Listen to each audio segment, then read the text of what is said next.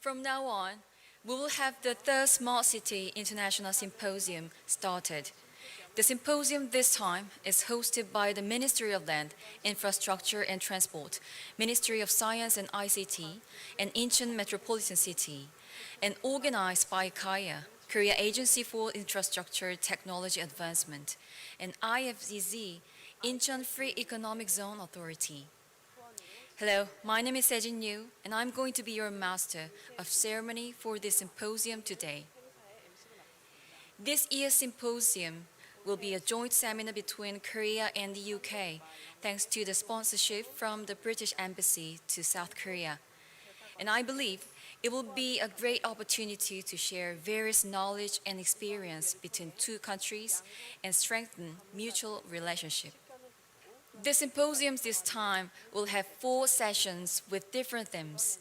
The first session is about post-corona, where we can discuss mutual knowledge and experience in relation to the new concept of digital economy, based upon various innovative technologies. The second session is for digital healthcare in line with the growing demand in new type of medical services, such as remote medical treatments under the pandemic situation like corona. Another important topic is smart city data, which is referred to as a core factor to create environment for efficient and robust urban management through data hub and data marketplace, which will be discussed further during session 3.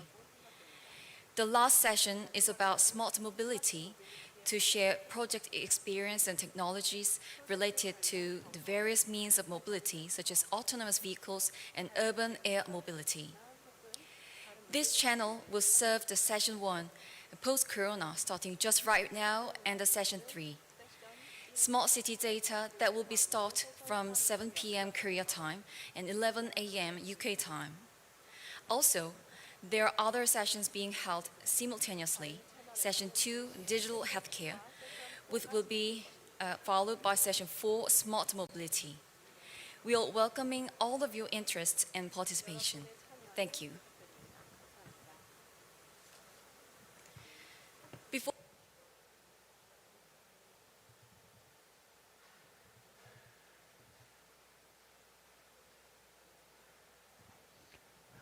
Good morning and good afternoon. I am Daeunjo from Korea Agency for Infrastructure Technology Advancement. I am in charge of National Strategic Smart City R&D program. It is a great honor for me to be a moderator for this post-corona session. The third Smart City International Symposium will be held online due to COVID-19 outbreak. This year's symposium is focusing on resilience in smart cities. It is very uncertain how the world economy will progress after COVID-19. Someone says we are living in the midst of new normal era. Others say this black swan will distort the existing system and governance.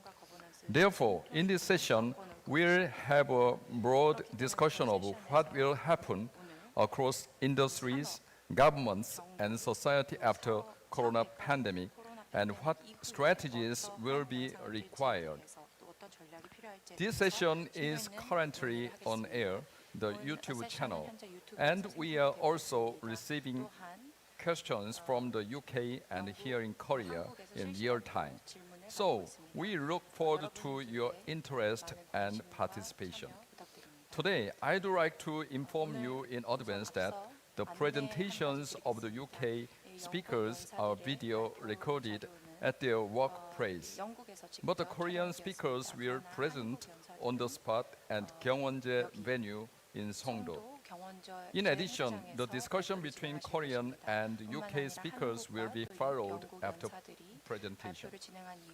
First, let me introduce today's speakers. It would be grateful if you could say hello on the screen. Currently, it is 3 p.m. Korea time and 7 a.m. UK time. I would like to introduce Dr. Mike Short, a Chief Scientific Advisor of UK Department for International Trade. Good morning, Mike. Starting the post-corona session. Next, Good morning, everybody. Good afternoon, everybody. It's a great pleasure to be with you today. Next, I introduce Mr. Kumadev Chatterjee, CEO of Unmanned Life. Unmanned Life is a world-leading company in AI application sector. Chatterjee? 대표님. 안녕하십니까? It's a mute. Good afternoon, everybody. 안녕하십니까, Can you 여러분? hear me now? I guess you. Yes, yes. Good afternoon to Mr. Dong. Thank you for moderating. Good afternoon and a big hello to everybody there. Thank you for inviting me to this panel and looking forward to the symposium. 이후 심포지엄 매우 기대가 됩니다. I think it has been a year since I saw both in Seoul. 대표님, Yes. Thank you again. Yeah. 지금 1년 정도가 된 것 같은데. Okay, next, 굉장히 as a 기쁜 speaker 마음이 on the 기쁩니다. Korean side, 한국 Ms. 측 Hae-Kim 연사를 is from 소개해드리겠습니다. KT. 김혜주, She is in charge of KT AI Big Data 상무님입니다. business planning. 김상무님은 KT is the AI largest 빅데이터 wired wireless 비즈니스 telecom 플래닝을 company in 담당하고 Korea. 있고 KT는 안녕하세요. 아주 큰 통신사죠. And final speaker, Professor Jun-seok Hwang from Seoul National University. He's working on the research of Smart City Global Innovation System. 글로벌 혁신 시스템에 Thank you. 주력하고 계십니다. And then I'll introduce Dr. Jong-sung Hwang as a panelist. He is the master planner of Busan Ecodata City.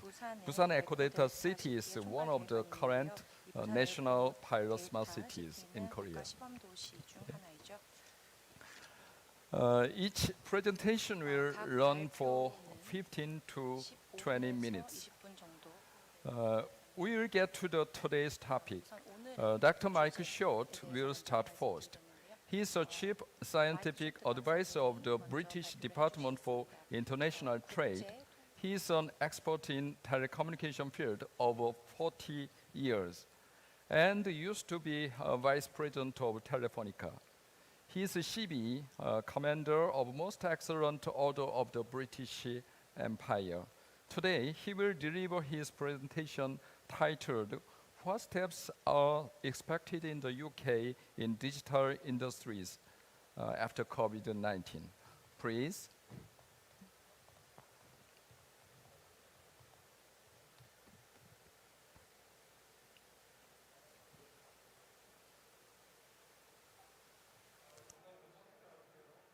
This particular conference is very important to us from an international collaboration point of view. My name is Mike Short, and I'm the Chief Scientific Advisor for the Department for International Trade. And I'm going to say a few words today about what steps we've taken with regard to COVID-19 by the digital industries and some areas of future collaboration that may be great for us to consider between the UK and South Korea. The DIT and its role I'll just briefly summarise, but generally we support businesses to export from the UK, but also to collaborate internationally, whether it be through inward and outward investment or whether it be with support from export finance and trade deals. All of these are ways in which some of our startups will explore how they can examine the particular opportunities in South Korea and other opportunities for export. And the role of government is there to help them, so I'm very pleased to take part today. In terms of our future trade strategy for the UK tech industry, the tech industry has actually held up very well in the UK and indeed in many countries during COVID-19. Our Secretary of State, Liz Truss, recently said technology must be front and centre for Britain to prosper in a post-Brexit world. Clearly, we've looked at investing in this area more fully, and we've recently established a new digital trade network for the Asia-Pacific region. We've put in place a new exporting academy, particularly for technology. We've put in place also a platform to help supercharge some of the UK technology engagement on the global stage. This is backed up by some of the skills and capability from right across the UK, and indeed many of our high-value opportunity programs support that as well. We are well known for the history in fintech or financial technology in the UK, and backing that up with investment monies is also part of the same program. And when we look at how technology has handled COVID-19, it's not necessarily been a cure, but it's been helpful to actually mitigate the higher risks of COVID-19. It's helped more and more organizations to work online and remotely. It's helped healthcare deal with their patients remotely. It's also helped bring forward new digital technologies such as AI and data analytics to help deal with issues of the crisis and help patients get the right treatment remotely. I think we've got a greater trust in tech in all sectors, not just in health but also in education, and I'll give you a few more examples of that today, many of which are very relevant to the Smart City theme of this conference. Our health sector in particular, though, was endowed with £1.25 billion package to help innovation, where 500 million investment was invested in high-growth firms, and another 750 million pounds of grants and loans were put into R&D-focused small, medium enterprises. This innovation is now coming to the fore, as I said earlier, in terms of helping the digital techniques address some of the better health systems. We set in place in our innovation agency, NHSX, our innovation agency within the National Health Service, TechForce 19 to deal with some of the COVID-19 issues. We put in place a call for many innovators to help with carers and the elderly and the vulnerable. It wasn't just about business, it was about caring for the community at large. This was complemented by many industry responses, such as Tech UK's COVID-19 response team, looking at advice that could come from tech companies in the innovation space. We've put in place some government support towards business continuity and data centre resilience.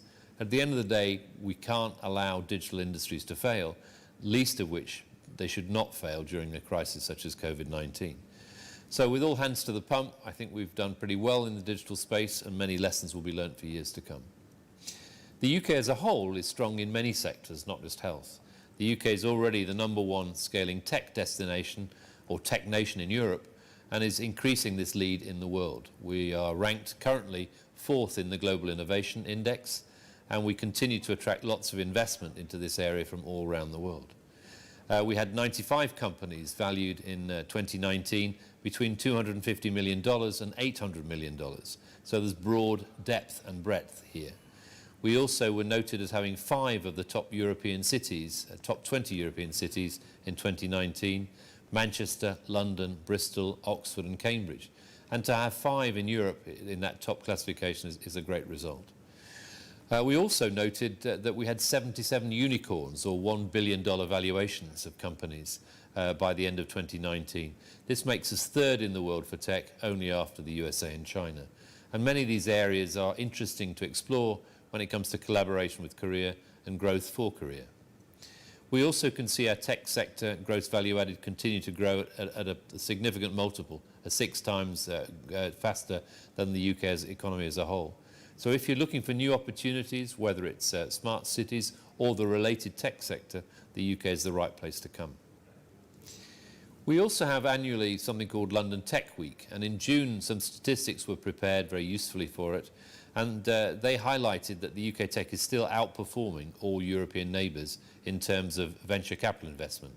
The UK has doubled 2.6 times since 2015 to 14.2 billion in 2019. And this shows very little sign of slowing down as we continue to have the innovation and the talent here.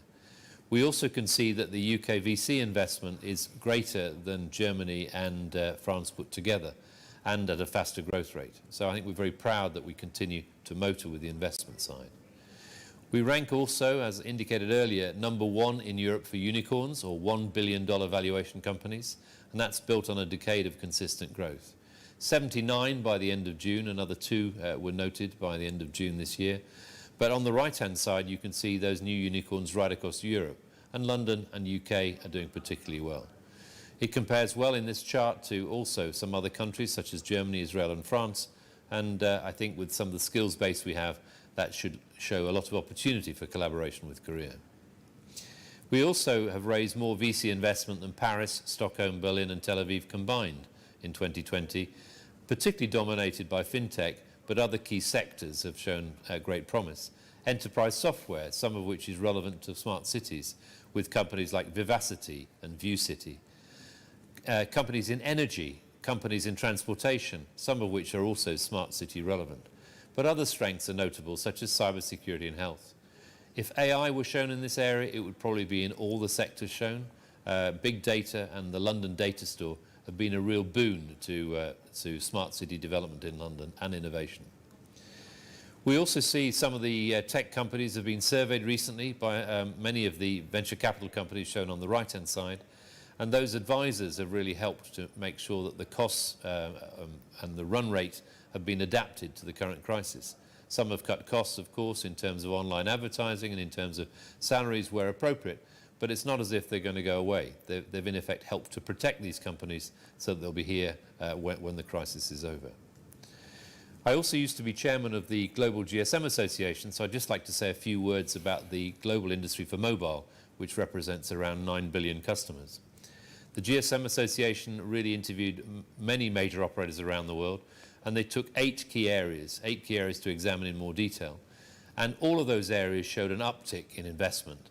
But what they also did in April this year was to establish in April which were the 4 areas that the operators felt would have a long-lasting effect. And most, if not all, said network capacity would continue to increase to support online behavior and activity. All but 50% highlighted security as a major area as more and more people go online for e-commerce and transactions. 67% highlighted data collaboration and analytics as being a key area for further collaboration, an area which is particularly strong in the UK. And lastly, 62% said they could see an uptick in investment in telehealth and telemedicine. It's great that the telecoms industry is adapting to this new world of telehealth and telemedicine. They also picked up on some of the areas associated with 5G, where Korea is particularly strong. I'm pleased to say the UK is also strong in Europe compared to most European countries. But their predictions for 2025 suggested there would be a dip, but a dip rather than a slump in overall forecast growth. The forecasts are really quite stunning when you consider a rise to something like 1.8 billion customers by 2025. But this is an area where I'm sure we could learn many lessons from each other. I'm pleased the UK is already collaborating with the Korean Seoul Metro and Glasgow to learn from each other, but I'm sure there are other areas that we could collaborate around 5G. 5G launches continue to abound around the world, so it's a global opportunity, not just one for the UK and South Korea. And I'm sure there are many more areas of the map, the GSM Association map, that could be filled in dark blue in the years to come. If we also look to the area of e-commerce, the UK has been particularly strong over many years, with the most advanced e-commerce market in Europe, the 3rd largest e-commerce market in the world.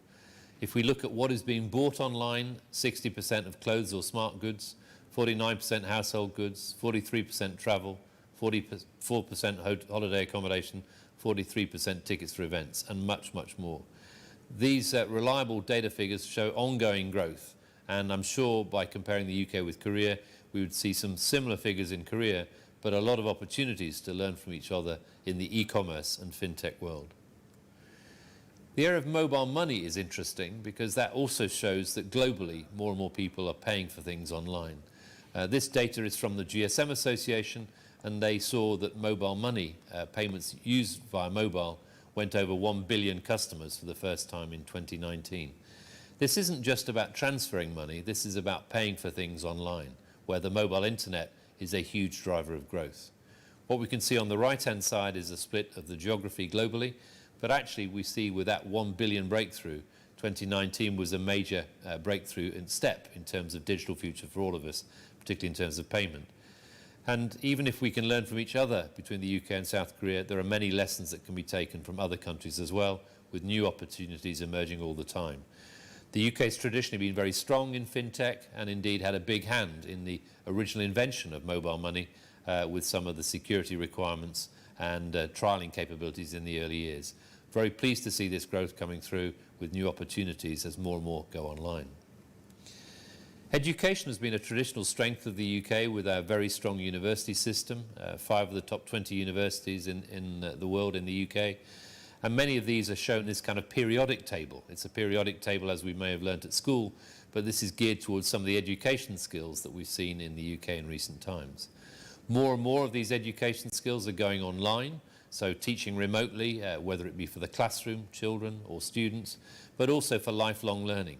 I don't propose to go through every block in this model, but really technology has had a major shot in the arm when it comes to the educational landscape.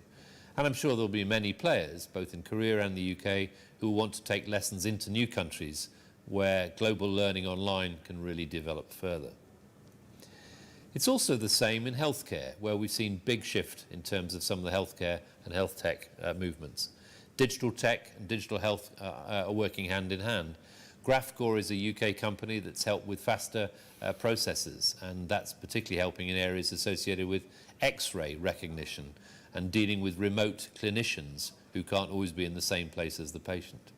Covipass is a British cybersecurity firm run by VST Enterprises, who've partnered with the UK government, particularly to develop an application to track your COVID-19 test history. Cardmedic is a company that was actually founded in our National Health Service and has been founded to offer a collection of digital flashcards so that if you're in a hospital ward, you can be helped, whatever language you speak, whatever condition you're in. This is particularly helpful for deaf, blind and critically ill coronavirus patients, but has also been translated into 10 languages, so it's adaptable for many other countries. We also see healthcare systems going more and more online. Transforming Systems, a company, has provided a system for reporting data in real time. Patient Source have provided a solution for keeping a digital eye on patients, in many cases remotely or in a care home. Managing staffing at scale has been helped by Patchwork Health. Malinko has come up with an automated caseload scheduling system, and Medifer have come up with systems to manage patients virtually. All these are just a small indication of some of the digital health systems that we've seen emerge in the previous 18 months or so. It would be wrong of me to leave out sustainable and clean tech. Next year, the UK is hosting COP26, the climate change talks, and we all need resilient cities. We all need a resilient economy. But actually, when we look at some of the tools behind that, such as AI to help with climate modelling and deforestation mapping, or robotics to help automate transport for all of us, maybe some of the Internet of Things technology to help manage the energy in a city or reduce the environmental concerns. All of these can help. IoT technology can also help in rural areas such as efficient farming and agriculture. But overall, these technologies are helping with sustainability. I do hope you get the chance to consider coming to Glasgow for COP26 next year and learn more about some of the innovation and experience, not just for cities, but for all of us, to make the planet greener and safer. Service is one particular British company who's already taking AI and big data to help predict the risks and effects of climate volatility. They're trying to provide better information and informed decisions to help us make earth science and AI work well together. And actually, when we come to dealing with this planet, the more we collaborate in this area, the better it will be, whether it be for smart cities or smart rural areas or for smart oceans. AI, robotics and IoT will help with all those. So just to conclude, the UK's got many technology strengths that I can't cover in full in the limited time available. We've got the R&D depth and strength that many countries would wish to see in their own countries, but actually it's an R&D strength for the world, not just for the UK. The innovative startups that we have are very significant, as evidenced by the figures I gave you earlier on. But the small, medium enterprise community continues to be very vibrant and continues to innovate based on the strengths of our R&D and the natural homegrown talent. The incubator networks are increasingly looking internationally to see how we can collaborate across borders, where those incubators become accelerators and really help the scale-up opportunities when it comes to international trade and progress. We've got an excellent set of networks in the UK that help to support the exchange of information and resources, many of which are on the boundaries of innovation, cross-sector, cross-technology. Our advanced technology base in engineering and AI, for example, remains particularly strong, whether it's in aerospace or AI or digital health. And more vertical opportunities are emerging in this digital space as we deal with issues associated with the pandemic, dealing remotely with patients, remotely with customers, remotely with students. These vertical opportunities are beginning to multiply. We continue to have a strong, supportive taxation regime and R&D policy where we continue to invest in companies of the future. We have a very open business environment. There are very few countries that can open a bank account and set up a company in less than a week. The UK is one of those leading open business environments. The rule of law really helps, but also the ability to collaborate with the English language does as well. And lastly, we continue to be really strong in my home city of London with access to investment and funding. And when you want to scale a business, there's no better place in Europe than to do that in the UK. London is a great starting ground, but many other great cities have much easier access to investment and funding than anywhere else in Europe. I wish I could be with you today in South Korea. I wish the conference works really well, but I hope most of all we exchange a lot of knowledge and we learn to collaborate better between our two great nations. Thank you very much for your time and attention today. Hope to see you on a future occasion. Thank you. Thank you, Mike. We can understand the diversity and the depth of digital industry in UK. And he explained how the British government and the technical community should cooperate in response to COVID-19 based on the UK innovation ecosystem. And he emphasized the strategy on how UK digital industry needed to prepare in terms of finance, commercialization and communication, education, digital healthcare, and clean technology after coronavirus. Thank you again, Mike. And next speaker is Mr. Gumadev Chatterjee. Gumadev Chatterjee is the founder and the CEO of the Unmanned Drive. Unmanned Drive is an autonomy as a service company. As one of European leading digital innovator, Mr. Chatterjee is actively engaged with World Economic Forum and EU. Let's watch Mr. Chatterjee's presentation about making 5G autonomous services for smart city resilience. Please.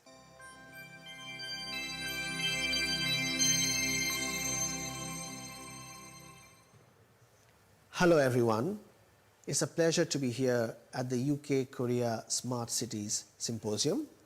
And I want to thank the DIT, the British government, the Korean government, and everybody who made this possible. We are honored to be here at this symposium today, and I would like to talk to you as well on Zoom during the sessions that follow. Unmanned Life, of which I am the founder and CEO, is the world's first autonomy as a service company. And what that means is that we are able to use AI and AI-related technologies to create an autonomous team or swarm of robots and drones that work together, much like human teams, for a range of different verticals, such as Industry 4.0, smart cities, and of course, response to COVID-19. So let's start with the problem that we were facing, which is why we built the Unmanned Life company and the Autonomy as a Service platform. It is no secret that robots are now becoming increasingly common. In fact, reports say that there will be more than 1 million drones in the US by 2025 and more than 4 million robots in warehouses. If you look at the number of different types of robots that are going to be out there, clearly there's going to be a proliferation of the different types of mechanisms in which they work and how they work. And you need to have some sort of a coordinating brain, a supervisory brain that is able to bridge all the technical gaps, put them together in a team, and ensure that autonomy as a service is delivered and is delivered in a way that makes sense and can bridge this gap between diverse robots and the complexity of making them work together like a human team. This is a really big problem, and the opportunity size of solving it is more than 35 billion on a global scale by 2025.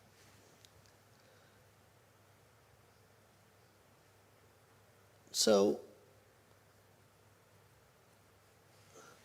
what are the needs that are driving this? There are a few. First of all, you see that there is the issue of advance in artificial intelligence, which has been really quite dramatic over the last 10 years. There's high-speed connectivity, 5G. Korea leads the world in 5G. Other countries are catching up. And of course, robot hardware is now more commoditized, which means that you can, in effect, have advanced hardware at a lower cost. There's Industry 4.0 and digitalization among the business trends that affect the deployment and the need of commercial-grade autonomous robot teams. And you also have a low-carbon transformation, as well as, of course, the response to COVID-19, which is very important to keep in mind because, of course, we are in 2020 and COVID-19 is important whether we like it or not. So when you're dealing with all of these, how do we actually manage that with our autonomy as a service platform? What you'd see is that we have an AI-enabled open robot and drone hardware agnostic software platform, which means that we don't actually care about who made the hardware or how it is made or from which manufacturer. We are able to work with different types of hardware, drones and robots together in the same team with the supervisory autonomy as a service platform providing the intelligence. We integrate sensor and data fusion. We are highly interoperable between 5G and other networks, including Wi-Fi. We have an autonomous integrated team, so you don't have to worry about the integration and the communication. You can monitor the missions centrally from a monitor, and so you don't have to deal with individual robots. And of course, there's integration with BI and third-party AI systems. This integrated collaborative autonomous team consisting of different types of drones and ground robots working together, seamlessly indoor and outdoor, along with features like autonomous precision drone landing and takeoff, together create a very important dynamic. And this dynamic, working with 5G and edge networks, with a single management interface and integration with third-party systems, means that for the user, you're not having to think about the complexity of how these teams are put together, how these autonomous drone swarms and robot swarms work. You're just focused on what you need done. So what can we do with these kinds of autonomous commercial-grade teams of robots and drones? Let's look at Industry 4.0, for example. We can do indoor logistics, work in smart factories, deploy them in smart factories, and also perform surveillance and inspection of facilities. Let's look at smart cities in the Smart Cities Symposium. How about emergency response? The ability of drones and robots to provide emergency response that first responders are normally providing, and doing that in advance, in a faster way, and helping them be more safe, and helping the victims faster in a situation which might arise. Urban public safety, but also rural or semi-urban public safety, needs special deployment of special types of drones and robots, but this platform makes it easy to do. Public infrastructure inspection, like trains, like airports, like waterworks. Today it's expensive and complex to do that, but if you're able to have a smart city outlook that I know in Korea you have for major cities, then deploying autonomous robot and drone swarms to address these topics makes a lot of sense. 2020 is dominated by COVID-19, and we have responded to that challenge with our autonomous drone swarms and robot teams doing disinfection both outdoor and indoor, last mile delivery of goods and items, and public safety and crowd monitoring. This is important. We were very pleased to be launched at number 10 Downing Street by the ex-UK Prime Minister Theresa May in June 2018. She took part in the demo. The drones flew at Downing Street for the first time and have not been done since.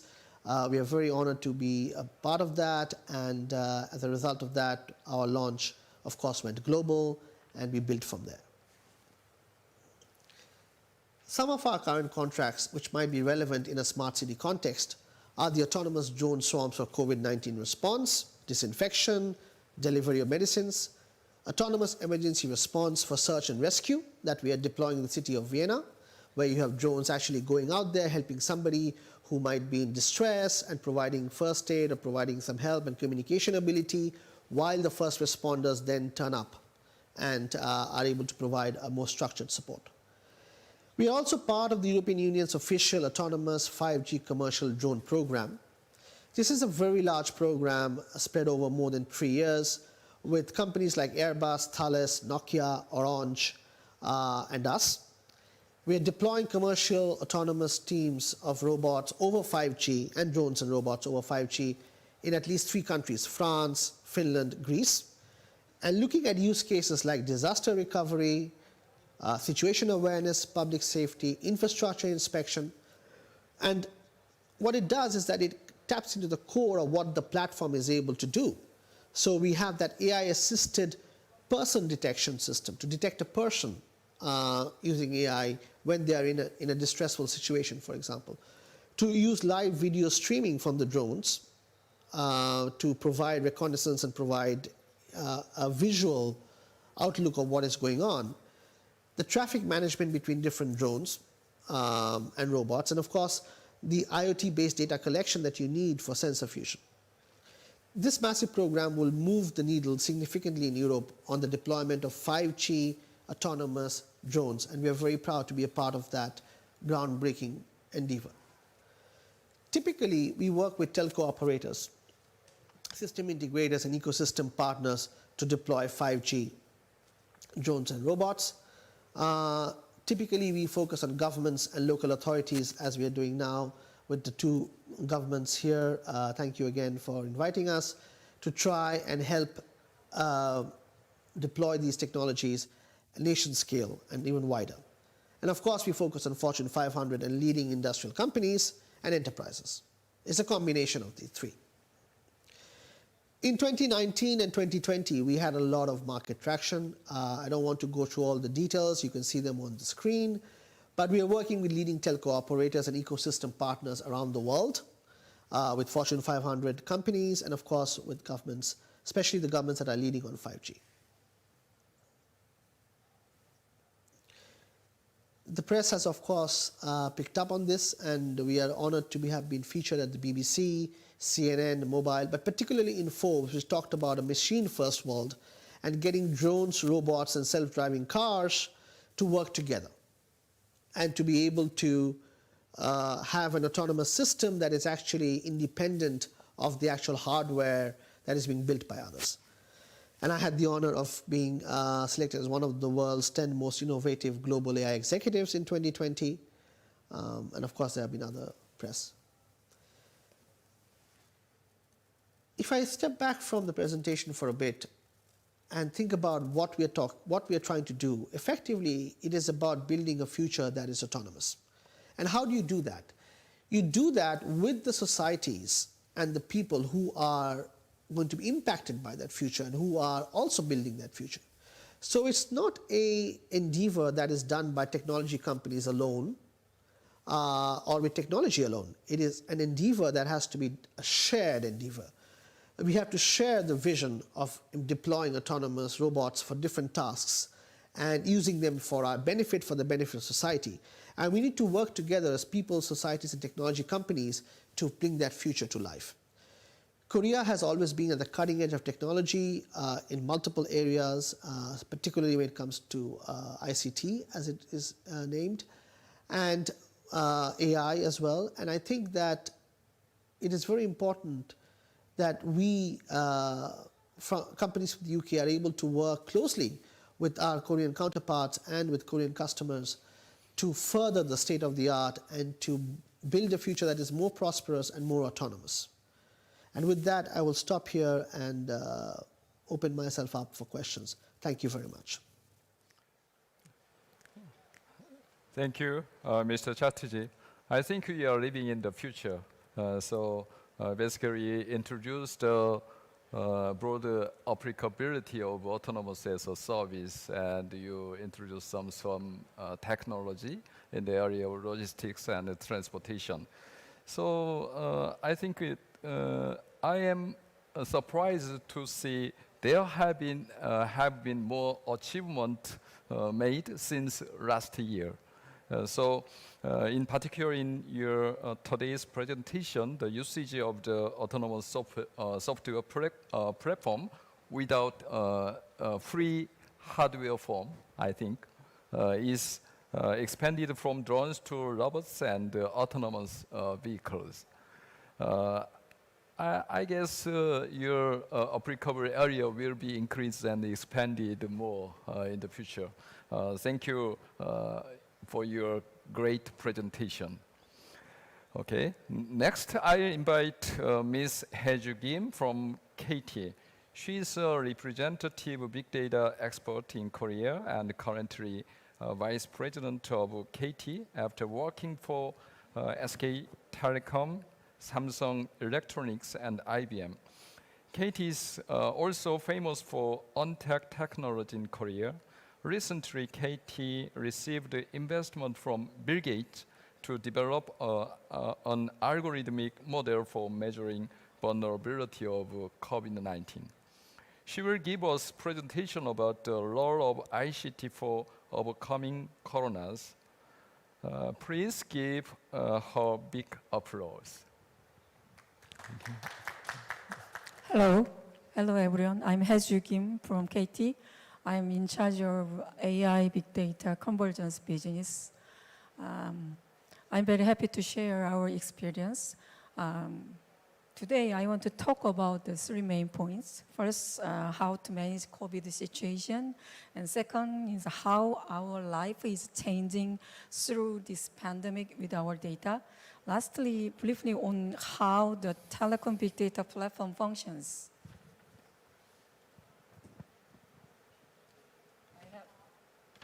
I have had in so many things.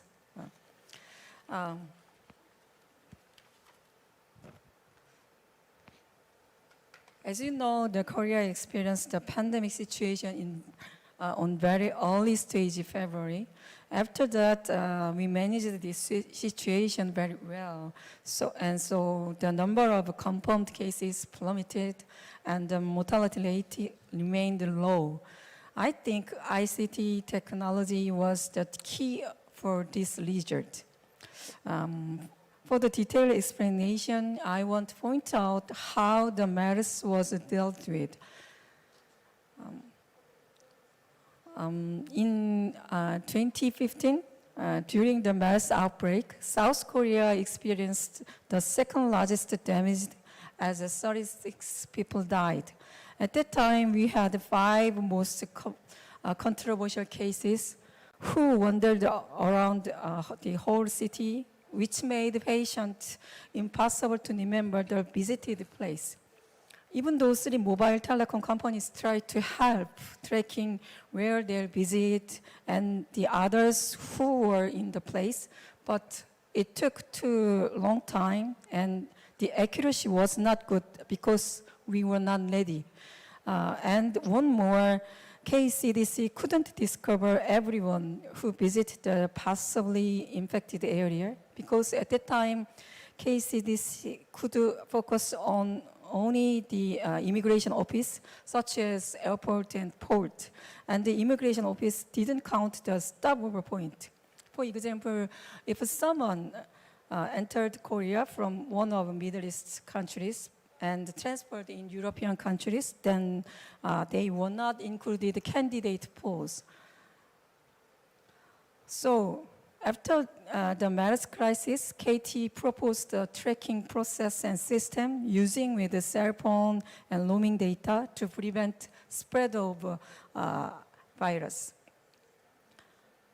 So now we can find out whether they visited dangerous area or not about people with Korean phone number who traveled abroad with their cell phone. So if they visit there and they receive the message when they arrived at the area and when they come back to Korea. In addition, the information of visiting epidemic hotspot is provided KCDC and the medical center and so on. So if someone goes to clinic feeling cold, then the doctor can know whether the patient might have MERS, Zika, or other epidemic. So including this proposal, KCDC created a playbook for public health crisis. So that's why we can handle this situation. Back to COVID-19, one of the most controversial cases is a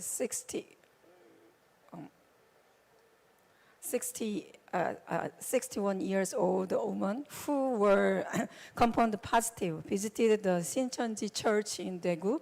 She set approximately 1,000 other worshippers in a large windowless room. To deal with her spreading the virus, government demanded a full membership list, and second, in order all members to self-isolate, and thousands of people got tested within several days, and serious cases sent to hospital and others and checked into the corporate training facilities. And then interview and cell phone and credit card surveillance were used to track down. So Korea handled this crisis very well. Now we can enjoy this level of freedom and safety as going to schools and offices and traveling within Korea, eating together and go for shopping and so on and so forth. I think most people already know well, but to emphasize, Korea uses a lot of data and a lot of technology for public safety and health life. So that's why we completed track, test, and treat. Could be completed with the collaboration of data and ICT. In pandemic era, together is not considered as virtual anymore. So much of our normal life is changing. Let's say most students now experience online lecture and online education, and most companies use video conference. Restaurants have to remove tables and chairs and turn to takeout or delivery service. But those are comparatively lucky. But many people now give up entertainment life, such as travel abroad and playing indoor sports or going to stadium and so on. So from now on, I want to explain how our daily lives have changed with our data. Since the COVID-19 pandemic outbreak, Jeju Island has become the most popular destination to travel for Koreans instead of overseas. In February, when there was the first wave of COVID-19 in Korea, Jeju visitors decreased more than 50% comparing last year. But after April, the number drastically increased. This is the result of the tendency of people not traveling abroad. Especially the foot traffic in park and outdoor activity area has increased due to social distancing measures. In terms of age group, 20s travelers most decreased in February. I think it shows the serious awareness amongst the 20 age group. And 30 travelers most increased in May. I think it represents that the age group range has the most needs to travel around. I think because of the family members or baby, something like that. And here is the analysis result of post-COVID shopping trend. The following chart is actually created by university students who won the big data competition using data in our big data platform, which is the following topic. The left chart shows the offline shopping. Right chart shows the online shopping data. You can see easily the drastic change of reverse trend on both industry affected by COVID-19. Staying home tendency has led the food delivery service to the rise. Amongst the shrinking industry, the most effective industry has been the traveling sector, which is obvious since people do not pursue traveling anymore. We also found that the demand of cosmetic products decreased. I think the cause as people wearing masks everywhere.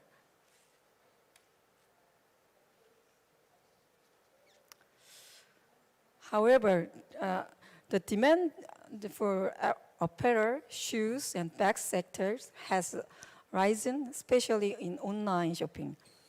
And we see this is because of tendency, so-called revenge shopping. KT provides the big data platform where these analyses can take place. There are a lot of data and the environment for data analysis, including AI and even visualization tools. For small business users and startups, KT plans to give free technical support to spread the use of the platform. This platform even allows non-expert users to create their own machine learning algorithm for data processing and without prior coding skills. KT Big Data Platform will provide a breakthrough to the entrepreneurs who want to build their business from data analysis. And last, I want to show a video clip, and this is the mock-up version of a simulation tool that analyzes the traveling population to predict the number of confirmed cases. This is based on the data, the floating population data and digital twin technology. This video shows how 3 inputs, which are the possibility of infection and the ratio of people wearing masks and the number of confirmed cases, can drive the increased number of confirmed cases. You can see the first row is the floating population number, and second is the confirmed cases. So you can see that based on the duration time and floating population numbers and how to change the confirmed cases. Thank you for your attention. Thank you, Hajim. I think the Korea is a unique country without lockdown to maintain the normal daily life. So maybe coronavirus situation gives some fear to people, but in some sense it gives some chance for digital transformation. So she introduced a comprehensive Korea's response to COVID-19. Recently, Korea's prevention against COVID-19 was well received by all over the world. Among them, actually, our National Strategic Smart City Program team developed a Smart City Data Hub last year, which supported the epidemiological investigation. This agile epidemiological investigation support system can trace the mobility of the confirmed patient for 14 days in 10 minutes by use of integrating multiple data and machine learning technology. So nowadays our government developed this scheme further and further. Thank you again, Hye-Kim.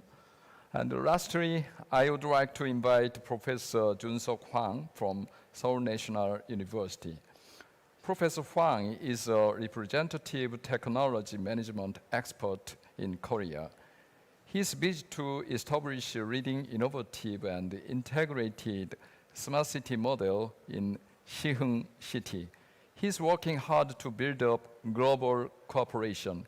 Today, he will present Smart City as a global innovation system, especially a case study of Smart City in Korea. Please, yeah. Thank you, Dr. Zhou. And also, as a resonance, actually, I'd like to give what kind of learning or benefit actually we get through this period of COVID-19.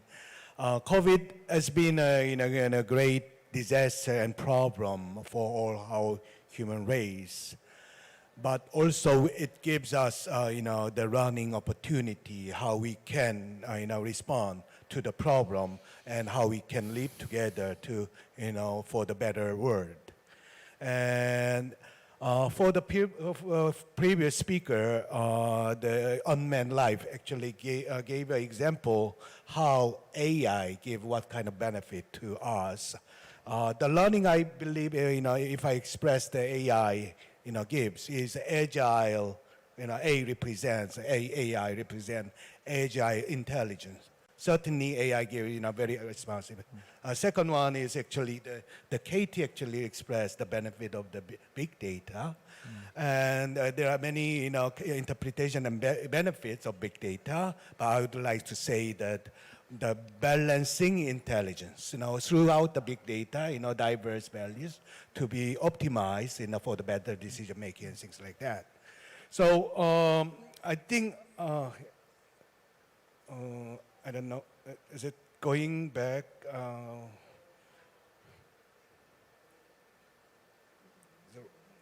Here. Just, okay, well, I think I'll, okay, so maybe the remote is not working on. So I will talk about then what kind of benefit, balancing view, in addition to that, what kind of benefit that COVID-19. I expressed in my presentation that I say that benefit and learning are called COVID 2020. And so what kind of technology innovation we brings, and also we try to utilize for the benefit, and what kind of learning from that COVID to C intelligence. I will tell you what the C benefit of COVID 2020 actually give, what C, that initial C would be. Well, I've been actually working very collaboratively with the international community to solve the problem in the region. And this is one of the pictures I have in Vietnam to solve the water problem, and they have a water shortage in the education environment. We bring the water tank actually, and to collect the rain water, and with a very smart filtering system, and would be able to utilize and give a close universal access for the water program to the elementary school.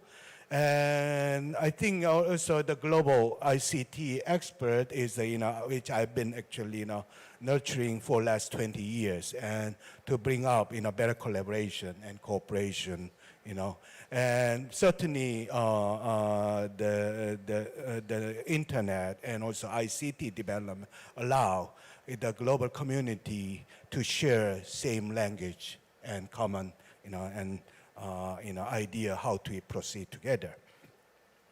So my presentation actually gives a little bit of a more techno-economic aspects, what it means, not only interpreting technology from the aspects of the technology itself, but also, social and economic, aspects. Sometimes we call that, innovation system. And I see smart city as a kind of like a collaborative sandbox, for us to properly bring the ideas and also synchronizing in different level of the innovation system capability, where I state that either global innovation capability and national innovation capability and regional innovation capability are actually probably integrated or collectively used for together. And how to do that? Through the people and through the man and through the partnership. So I think we express such kind of partnership, especially in IT world. KT and others has very strong things to do. So, but the improving innovation system from the global aspects and national aspects together, or regional aspect, is not an easy thing to do. And so, but eventually, because we are in a period with the data-driven innovation through the platform business, and smart city is truly the platform, which I think Dr. Hwang Jong-sung always give out his philosophy to outside the world. And because of the nature of the platform economy, it's a global innovation system. So the importance of understanding global innovation system, but smart city itself is a regional innovation system because it's physically bounded together. So I'd like to give what kind of how we can solve this kind of things as a global innovation system, but also integrating the national innovation system and also regional innovation system, which is naturally the smart city itself. And so, here I give a case where they have a common data landscape. Data landscape, I mean the data they collected to solve the smart city problem might have a similar nature, similar common problem. Siheung in Korea, and Wrocław in Poland, and Sejong in Korea, and also Brasilia in the Brazil, and Busan in Korea, and San Francisco in the state, and Daegu in Korea, and the Bandung. These four are actually Korean ministries, and KAIAS as R&D, and also the Model Smart City project. I believe they have a very good, selection about it, which will bring very diverse landscape of the data,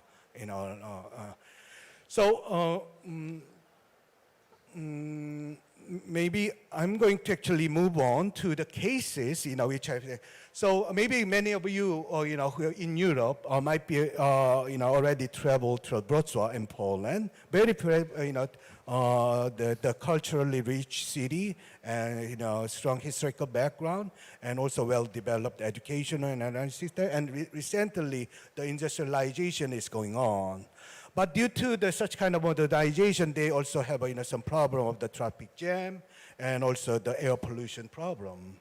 One thing I'd like to share with you is LG Electronics has a battery and very one of the largest factory over there.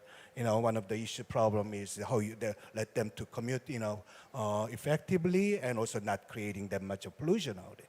So it's not so resolved yet, but they want to actually have a sharing the vision, for the smart city with some solution they want to have.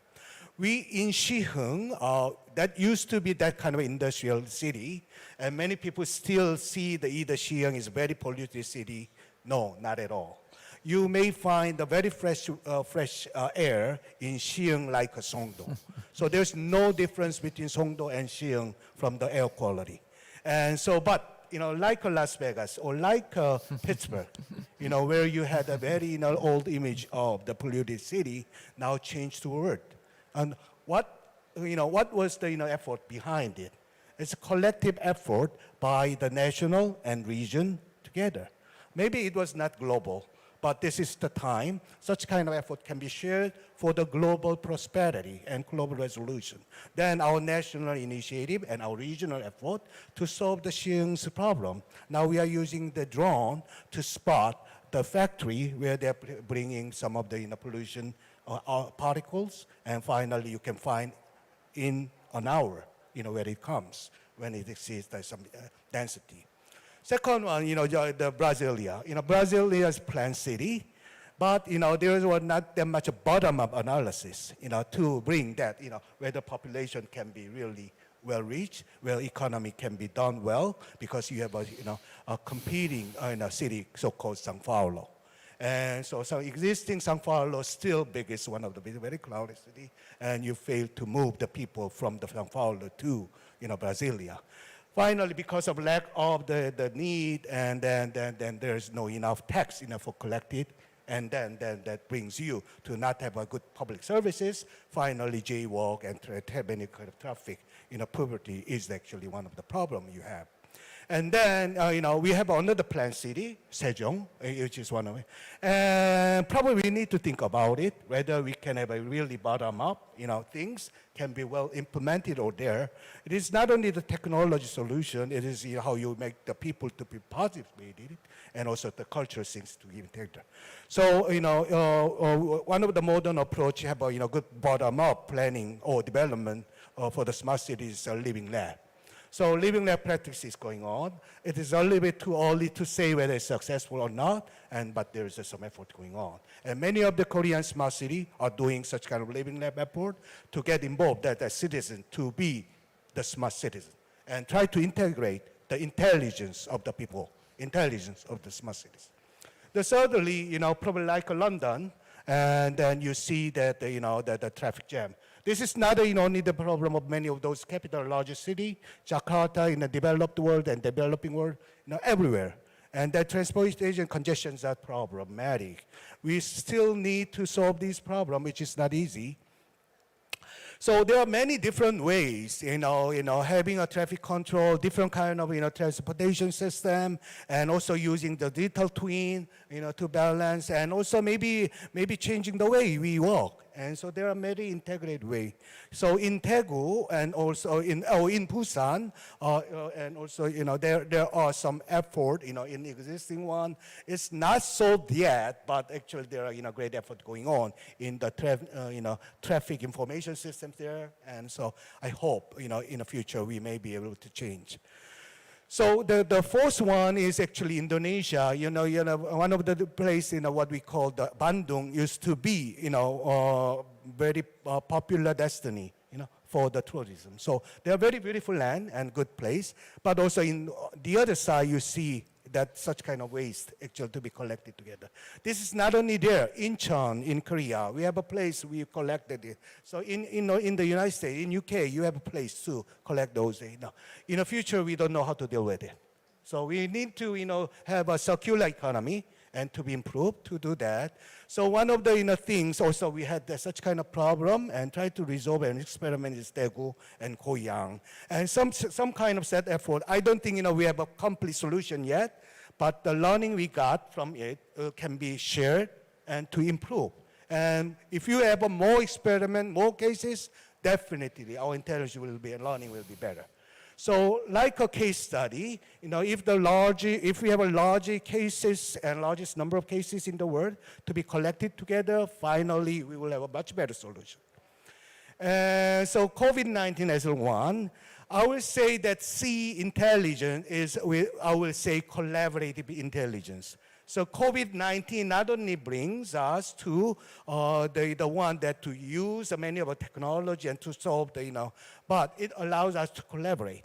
And that brings us to have this kind of the conference, very useful and effective, and there are more exchange and knowledge is going on. I watched how many of the COVID new patients and diagnosed every day, not only in Korea and Barcelona and Irvine, in many of the places where I have friends. And we actually try to see and share the problem, and we try to solve the problem. I believe that's why we are together today. And it, because of this kind of disaster actually brings us to be together. And I think this is very important lesson for us. For us to be cooperating and collaborating. And then we now learn the basic. When we get together, we create new languages. When we get together, our idea become better and newer. And that new idea actually become a solution to some of the problem. I think virtue of having the people to have a society, virtue to have people living in the city, is actually we had such kind of creative intelligence, collaborative intelligence, because city was the melting pot of the heterogeneous people and very diverse people from many part of the world, part of the community. So I think I'd like to re-elaborate, and Dr. Joe actually mentioned about how we actually Agile and Kaya and also our data information system initially developed as a smart city project has been actually well used. So as he mentioned, we actually from the outbreak, and then we and the leadership of the Ministry of Land and Transportation Infrastructure, and had a good pool and database where you can find the experts and who has a solution and who has that. That's the lesson that Korean society has for the past development of NIS, National Database System, through Ubiquitous City project. So yes, UCT has not been fully realized to make a successful smart city, but through such kind of continuous commitment to do that allow us to have a collective intelligence, and we have a community of the practice who can work together and have an agile adoption and counter punch to the problem we are having. And I think that's why, if we didn't have a community, the technology itself would not be able to respond to this kind of thing. But we have a lot of the experts. I think the people we have in the software developer or policy designers are really international level. We can share that one. That actually strengthens our capability. And this is actually, I'm not going to go over, but I think, in basic, this is operating system and structure for the platform for managing the diverse data within the smart city, right? And in smart city, you need to have actually coordination with the different kind of data, and also metadata, actual coordination managements are very important. And those are used for our agile adoption to the problem, and that actually make us to have a good a smart management system for the smart city problem. Finally, it brings a very, epidemic data with the speed and agile adoption to the problem. And I think the way we manage the COVID-19 these days in Korea in a moderate level is because the feedback to the problem, feedback from the observation to the action is shorter than any average city of the world. It's just not only all the complicated, but average feedback from our observation to the action, which is shorter than, and shorter than the other. And so there's actually some cost benefit, how often you need to feedback, because if you to respond to too much, and it's too costly and too expensive. But also if you too late, and then later on you would not be able to manage it. And how that balanced view and also is actually by these kind of good data system, I believe that is it. Not only these very the effective the messaging agile adoption and smart city platform system, we had a good infrastructure, digital and e-government system has been probably in the website and government services. Now many of those technologies apply to the smart city, and that e-government. Also Hwang Jung-sung is one of the guru in Korea who actually made a great promotion and also development. E-government now become the basis and fundamental foundation of the smart city. And we got to see that kind. And another thing is also that the properly diagnosed capability, R&D and analytics. And also social consensus, is very important, but in Korean society, the level of education, level of internet connectivity, and also the probably the neutrality of the mass media, and also diverse voices of the news and the people, and in the internet media allows us to have a very balanced view. And that allows us to also have a common higher level of collectivism, and which I say smart citizenship. So citizenship level of the Korea is actually one of the key things, and with the collective intelligence and the language we are talking is not about the Korean languages, it's the international languages. And so that's why I believe, that has been the success factor, which I'd like to share with the rest of the community in the world. And I think we are developing continuously a lot of applications, so I'm not going to go over, more over that. Many of them are mobile-based. As a conclusion, the dealing with the data is very important, and infrastructure like BT, and we have a KT, and and we are another technological company. We are very strong in the infrastructure level. So infrastructure allows us a very agile adoption to that. You never have enough bandwidth in the infrastructure. We need more infrastructure. I think in this pandemic we will invest more. Secondly, the data itself to be open and also more. And probably trust level is very important, to create open data. But if we have a trust level, improve, and then our society will truly, have open data. Finally, that will be the competence for the collaborative intelligence, for the society. So finally, as I mentioned, retreat, our international symposia is very important, as is it today, and also having an understanding of a global innovation system in conjunction with the national innovation system, and also the regional is very important. Without good understanding of the regional context or local, and I think it is meaningless to talk about the global or smart city. So I think that is very important, and I'm going to finish here, and this is the new smart city and new smart campus built in Seoul National University in Korea, and you may see new fantasies there. Okay, I invite you all probably next time, to this new smart city. Thank you. Okay, thank you. Thank you for your Professor Hwang's energetic presentation. Basically, we understand the national innovation system and regional innovation system, but Professor Huang emphasizes the global innovation system. I think the smart city is a good example for GIS. And he has presented a future path for digital industry after COVID-19 by combining technology innovation theory and the smart city concept. Thank you again. It's very impressive. Yes, we heard all the presentations prepared so far. It seems to be an opportunity to better understand how much effort has been made to overcome COVID-19 and how ICT or digital technology can contribute to solve them. From now on, we will take a moment to discuss with panelists about the strategies and tactics to prepare for the post-corona era in the future. First of all, I will invite today's panelist, Dr. Jong-sung Hwang, another Hwang. Dr. Hwang is currently the master planner of Busan National Pilot Smart City. He has designed Korean e-government policy as an IT expert. We are looking forward to listening to his opinions on today's presentation. Please, Dr. Hwang. Thank you. My opinion, just amazing. For presentations was amazing. Now amazing. So, they touch a very important issue. I am very fortunate to be with you here.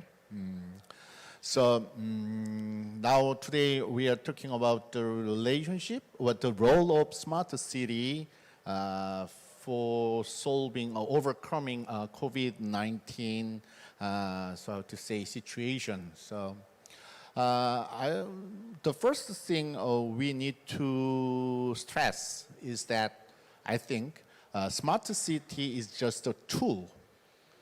Smart city is not on end for itself. So I have seen some smart city plan that deal with the smart city as a how to say, has a goal of urban development.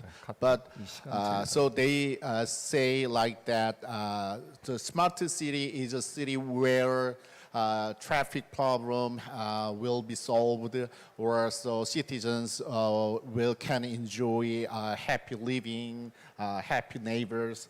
So, but I think that there could, there could be such argument could be possible. But I think we need to distinguish between tool and so to say goal and so. So smart city, so I think it is more productive if we understand the smart city as a tool, and smart city help each urban domain to solve urban problem. So not instead of smart city itself solving all problem. So in such case, so we such understanding can lead us to understand the smart city as a platform, not as a product. So smart city is not any specific type of city. It is just meaning the common ground of the future of city. So for COVID-19, it is very serious problem. So many people expect smart city can help us to overcome this kind of situation. But smart city, at least in Korea, smart city contribute significantly to overcome COVID-19 so far. But wearing mask has played more critical role than smart city. Wearing mask. So smart city need to find a new way new ways to contribute to overcome any type of the difficulties we are going to face in our own life. So, in some cases, so if we approach smart city as a product, then we might focus on specific solution. So for COVID-19, also smart city can develop specific solution to overcome COVID-19. But I think that is not the best. That is not the so how to say good way to overcome, to develop smart city. So there are many types of disasters. Not only COVID-19, we also have, there could be earthquake, there could be social disaster like terror. Also, in some day, we will have blackout problem. We could have some, so how to say, system failure, like so how to say, so subway system so shut down, or so many automation systems shut down. So we will have many types of different kind of so how to say problem and disasters. So if we try to fix something after some problem happen, then we will always chase solution, chase problem. So smart city should not approach it in such a way. So our preparation for disaster could be as general as possible, not just limited to any specific problem. So that's why we stress that smart city should be a kind of platform that is flexible enough to respond to any kind of disasters. Okay, that's it. Thank you. Okay, thank you. Yes, good point. I think it's in the case of coronavirus situation, we know it is very difficult to control all the coronavirus situation. So in Korea, we make an effort to maintain its limited social distancing, but sometimes the cause of this pandemic situation comes from globalization and neoliberalism. So now shall we discuss on post-corona issues? First, I would like to ask Dr. Short. Korea has relatively little damage from corona due to comprehensive Korea response, but I think there is still a long journey to go. So could you give us your opinion or impression about the current Korean activities against COVID-19 in terms of government policy and social activities and human behavior? Do you have any comment for that? Thank you for the opportunity. Clearly, South Korea has handled COVID-19 very well compared to many nations. I would put that down to some of the points already made by other speakers, such as experience with MERS, such as the organization to deal with observing as well as action, and points made by others. But I think what we know is that innovation and viruses move at speed globally. I would hesitate to say which has the fastest speed. I think one of the other evidence points from Korea is you've handled it very well locally as well as nationally. It's been very obvious that where there have been local outbreaks, you've been attending to them very, very quickly. If I compare that to the UK, I would say we've dealt with it nationally, but it's been more and more evident that it needs local following and local action to make a big impact. I think the other lesson from these viruses, as well as innovation moving very quickly, is we need to learn from each other. And I've already learned from some of the speakers today about some of the excellent measures you've made. I certainly was aware of the KT international service with the Korean Center for Disease Control because I helped to give it an award at Mobile World Congress a short while ago, because it really shows a lot of innovation using data, and particularly international roaming data, in a very clever way. So I think we need to keep the dialogue going between countries to make sure we can learn from each other. But there is no doubt that the South Korean experience has been very strong, and we would thank many of the Korean relationships we've had, which have informed us of some of your best experiences. Thank you for your support. Okay, thank you. Maybe I think Katie has experienced various use cases for this COVID-19. But okay, maybe make a chance to collaborate with UK and Korea next time. So I'd like to ask Mr. Chatterjee.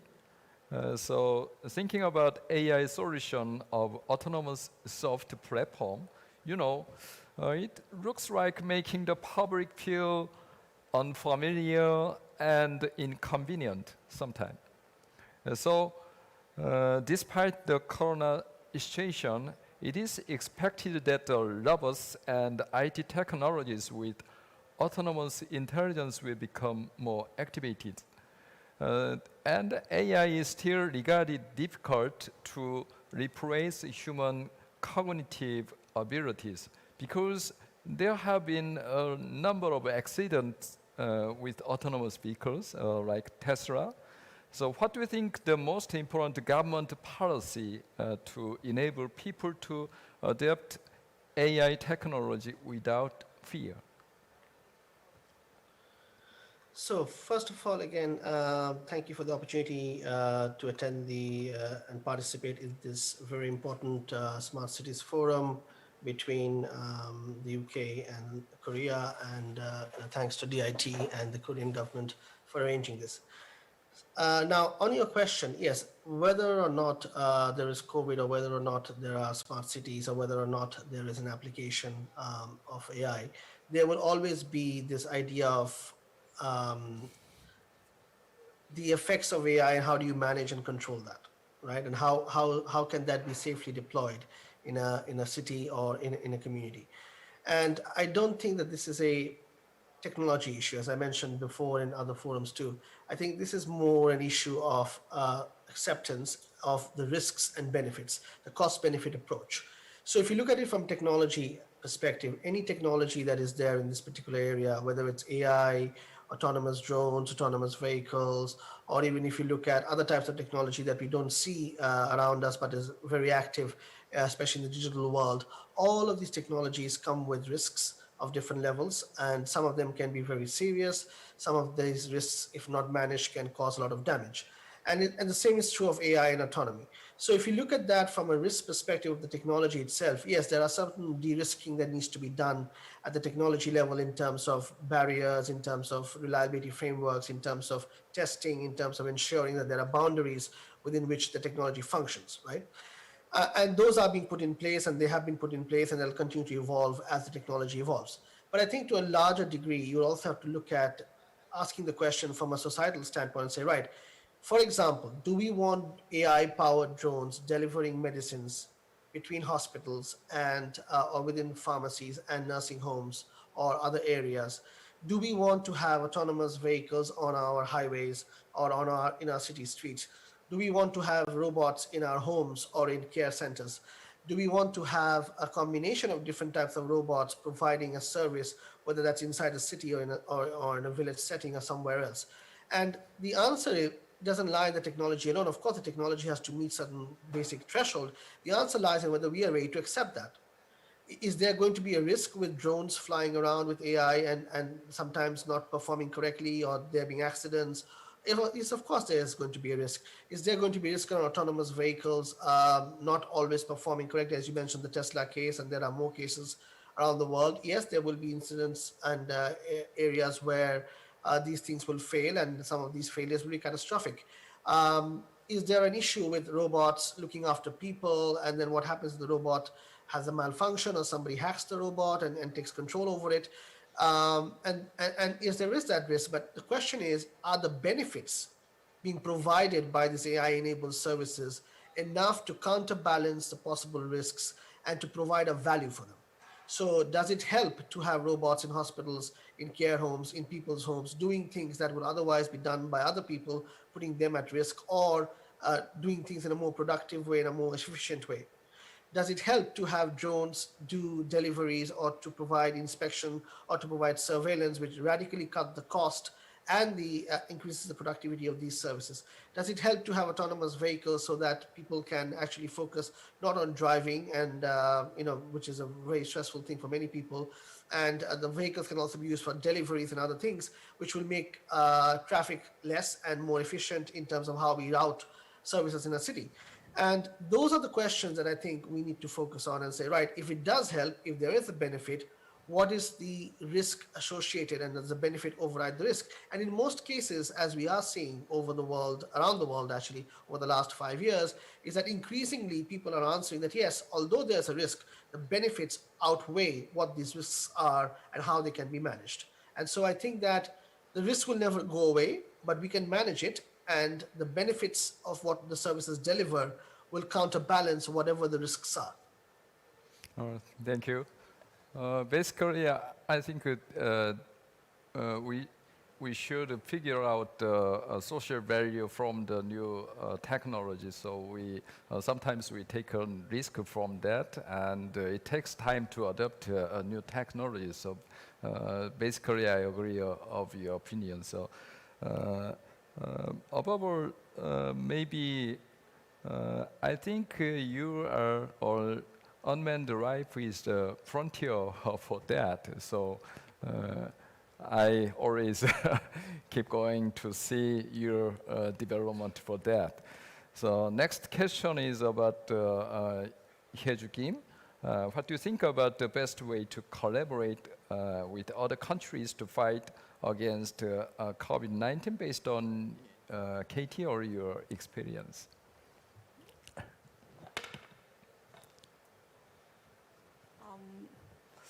Actually, the data means represent their country's characteristics. So if we can share how to use their data, but in terms of data, it cannot be shared, but only except for roaming data. So now we are collaborate with many African countries to share the roaming information and provide their process and provide our process and develop their system based on our experience. So those kind of things we can collaborate. We can transfer our process and how to use the system and how to use the data for this situation. And then also in terms of data, we can share the roaming information and detailedly, because we don't know if we cannot find out if someone bring their own country's information, their phone numbers, then we can exactly don't know the stopover countries. So we need the kinds of collaboration we need. So we can do both several ways. Okay, so after COVID-19 outbreak, we developed some epidemiological investigation support systems. So many other countries, especially developing countries, so they are interested in the import or adoption of our Korean technologies. But basically, we become to recognize there is a gap of technology and intelligence, and sometimes the capacity of infrastructure. So for adopting the digital technology, we need some more excellent infrastructure for that. So does KT have a good collaboration with other developing countries for COVID-19? Not really COVID-19, just epidemic situation. So it's not only applied to COVID-19. So we can apply any kinds of the epidemic viruses. So last year we already contract with Kenya and some in other country, other African countries. So we will do that. Okay. Yeah. So I feel Professor Huang considers the international cooperation more important than anything else for technological innovation. So what do you think is the most important thing to reinforce technical cooperation between the UK and Korea? So I have a question, same question to Dr. Short also. Yeah. Maybe if you allow, I'll go first. Well, both the UK and Korea share the vision for the global citizenship in a way that our innovation can be well shared the rest of the world in the global community. And we are sharing the vision of UN SDG and 2030, especially the key value of sustainability. Certainly, the smart city has a very important value for the sustainable city. And from the aspects of the sustainable city, there's no developed city and developing city. We are facing a lot of singularity problem of a human race because of the way we have been living. And the only way we actually confront these problems are collaboration. There's no developing and develop from the aspect of sustainability, and we see that phase and our problem now. And so how we can do such kind of sharing and cooperation, I think in personal level, a lot of NGO and many things in private level going on. But this is not only relying on the private sector to do that in those things voluntarily. In the global aspects, from the smart city aspects, especially the intelligence are integrated through some kind of form of organization, what we so-called innovation center or innovation hub, innovation lab, or other names, where you have a practice of PPP, public-private people partnership, to pursue public interest by having private or the innovative ideas and involvement. And so having a certain kind of federation or global organization to have a collective intelligence together or collaboration, throughout the innovation like center or where they have shared the intelligence, could be one alliance we can get together. I already exchanged the idea with World Bank and GCF and other the international organization who are very interested in creating such kind of one. And we already have some name called GOING, G-O-I-N-G, Global Open Innovation and Network and Groups. So actually, we are launching that in next conference, which will be in 2 weeks. And I'd like to invite also our friends from UK to be in our alliance and federation of that open innovation network and groups. It will be truly international initiative because we have an international infrastructure. But I think such kind of level and Smart City Innovation Center collaborate, start, and then probably we can have something to share with the rest of the world. That's my invitation. Okay. Thank you. Thank you. How about Dr. Short? Yeah. Thank you for the invitation, Professor Huang. I'd be very interested to hear more details. But I think the point about collaboration is we need the right platforms for collaboration.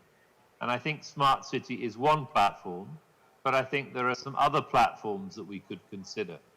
I think if we consider the platform of innovation more broadly, it's often done within a sector, within a particular industry grouping or sector. So, for example, in mobile, there already is a lot of exchange of knowledge through standards, through some of the slightly technical exchanges that occur in that area. But I think we could use the platform of mobile to to actually help exchange knowledge more fully in that area. Similarly, I know within the World Health Organization, there is good exchange of knowledge around digital health, and that needs to be strengthened going forward. We could think about how we use the internet as a global force for good. The internet is not just an exchange of information, but it's also an opportunity to look at innovation differently. I also think the internet is very good for benchmarking or comparing countries and sectors. So to me, we should be putting more emphasis on the exchange of ideas and innovation through key platforms and making sure that they are practical and made to work for all of us. Thank you. Thank you. I have a question to Dr. Huang. So if you have any comment for other speakers? No? Okay. So do you have any question to other speakers? Dr. Huang or Chatterjee? Well, I think UK is one of the pioneers, especially in the innovation policy and also global innovation, and also your institution and innovation center, Innovation Institute in London or Cambridge or Bristol. You know, you have a brilliant also, you know, the innovative firms and university and organization. So how do you actually, in many of those things, you know, what's the idea having, you know, those innovation center to, you know, to be in practice to be collaborative? Some of the innovation center we have also in Korea, and you know, as a kind of founding kind of in a partnership, and you know, any idea or within the UK, do you have any kind of forum already, or some of you know, kind of you know, knowledge or experience exchange among the innovation center? Thank you for the question. We have a variety of innovation exchange mechanisms within the UK. They don't always work internationally as well as we would like. So sometimes we need to put in place stronger mechanisms or bridges to make them work. In the film, I briefly referred to collaboration around 5G for railways, and we're already working between the Seoul underground railway system and Glasgow underground rail system to look at connected trains and better information flow with 5G to passengers and drivers, making sure that they're safer and resilient. Now that's more of a project example, but what I think we could do is to think about other sector to sector or university to university collaboration mechanisms. In Korea, you have strong universities, as we do in the UK. We might need to think about which specialist subjects would be worth linkage together. And sometimes it does depend on money as well as enthusiasm. So we need to make sure that the processes work well from both a budget and a resourcing point of view. We have common problems, of course. Occasionally I've heard discussions around air pollution with smart cities. And I think we've got some of the top air pollution specialists in the world in King's College London. And maybe we should have better international exchanges around the subject of air pollution. I think things like energy management and energy resilience. Again, in Korea, as well as in the UK, we have some top specialists. Maybe they don't know each other well enough, and we should think about that as a subject. So when I think about platforms for innovation, often they need to be subject-based with a clear objective and a clear budget. But I think we should keep the discussion going around that subject. Okay. Thank you. Thank you. So, Mr. Chatterjee, actually, I hope to collaborate with Amanda Rife in the future. So, do you have any idea for that? So, maybe I recommend Korea Smart City is a good test bed for Amanda Rife autonomous service. What do you think about it? No, well, Dr. Tin, I think that first of all, Dr. showed that, you know, when we met last year, I think maybe it was earlier this year actually, we had that discussion, and I think it's a very interesting proposition for us. for a number of reasons, because of course Korea has a strong smart city policy, strategy, investments, and a roadmap. You mentioned certain cities that were very interesting for us in terms of being a test bed, and unmanned life obviously has the kind of AI-driven drones and vehicle services that could be of interest to collaborating and testing them there. So from our perspective, I think this is a very interesting area, and we are of course interested in Southeast Asia and Asia and the whole as a market. And Korea is obviously very well placed within that as a leader, not only in smart cities but also in 5G. So it is definitely of a lot of interest to us, Dr. Shah, to be a part of that and to try and trial our services there in Korea. And I'm very open to discussing further with you and to see how we can make that happen. Thank you very much for that. Okay, let's make a good opportunity together. Okay. Sure. We're gonna have a Q&A session from audience. I will select some questions received in advance and in real time on the internet. So first question is, what is the role of the central government to make good use of ICT in the post-corona era, especially in terms of governance, budget investment, etc.? So Mike Short, will you answer for this question? It's a big question, but I will try and answer it.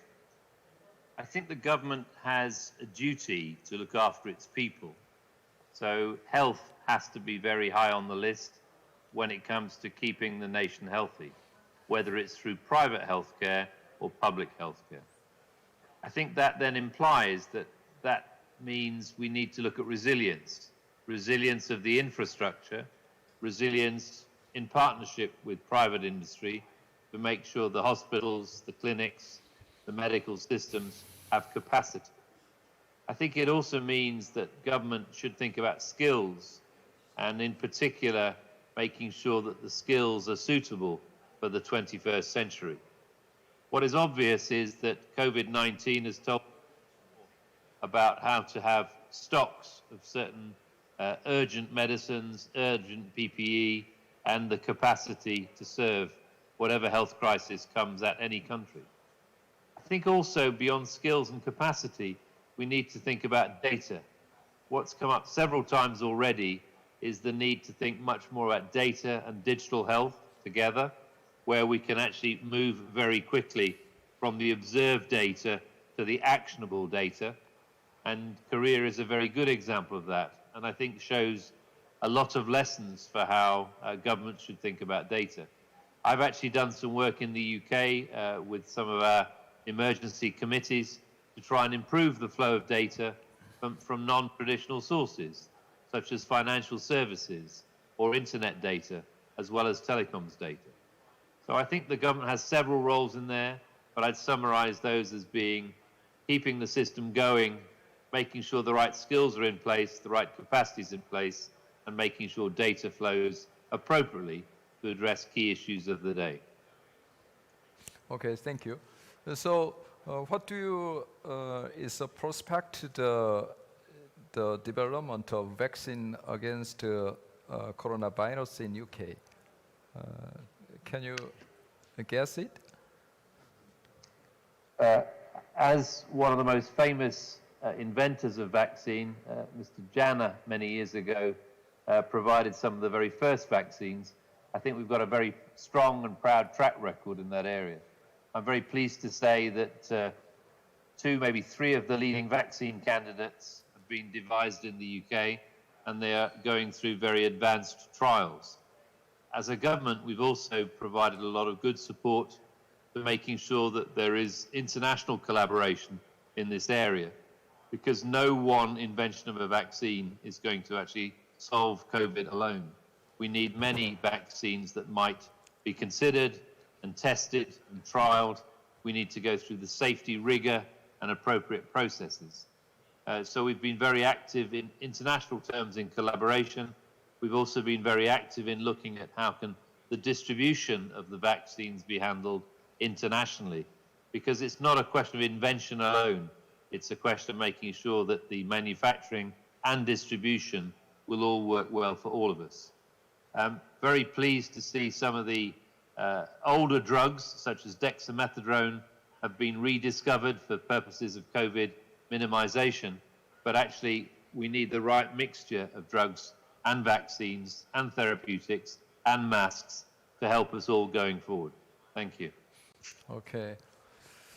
Next question is, the non-face-to-face environment is gradually spreading, and digital transformation for public services from the government or financial institution is on the rise.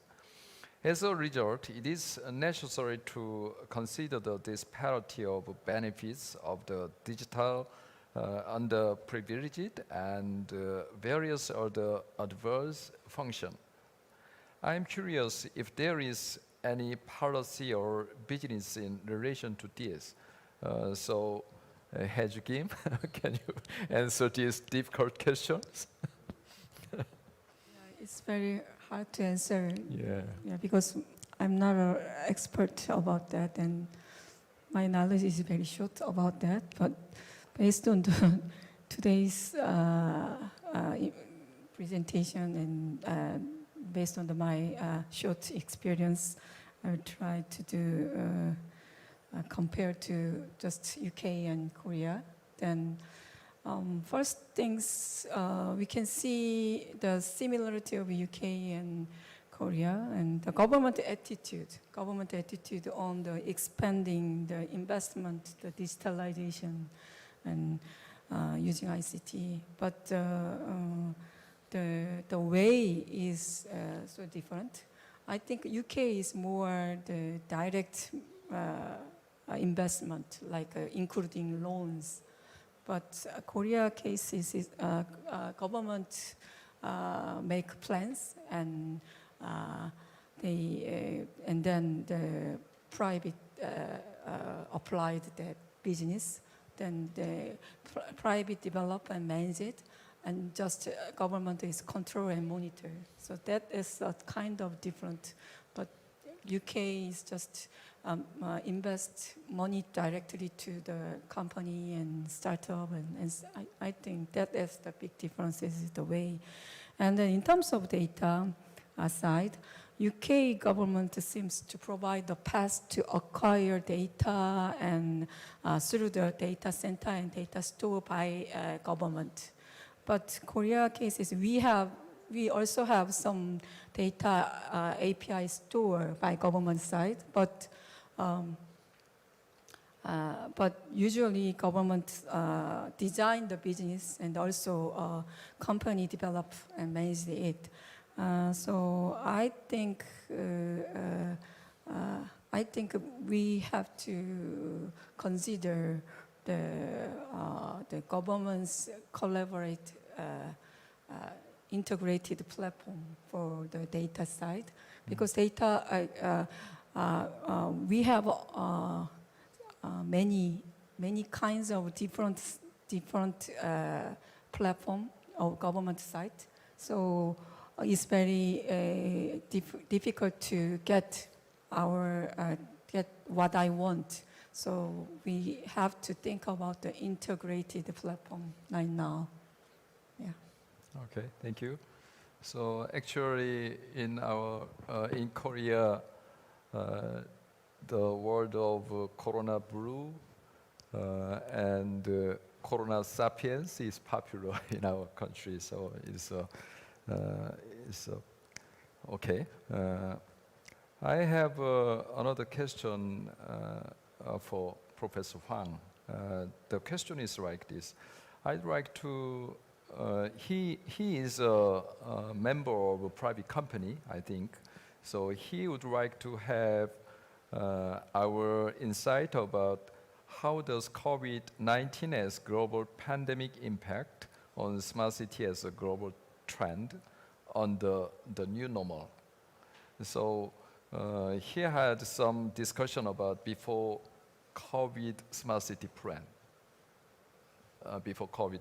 So people say the smart city lead is a white element is like a waste of money with limited benefit cost rate, mainly not from hardware or software infrastructure, but from social issues like social distancing, social blue, or social cohesion.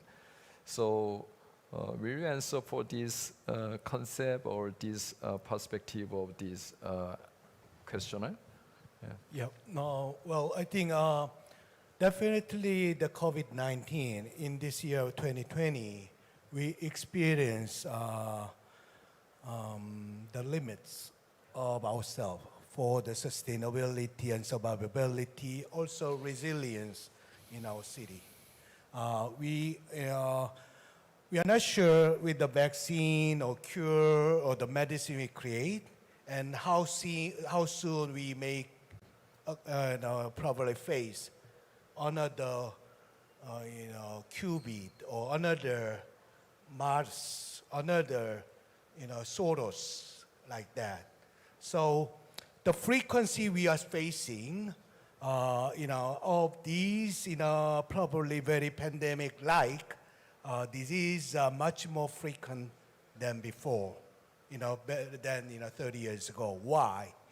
I think that when we are talking about smart city, not about the convenience, outcome, or innovation we are coming, but we try to have basic questions. Then, are we solving the reasons and the problems, and then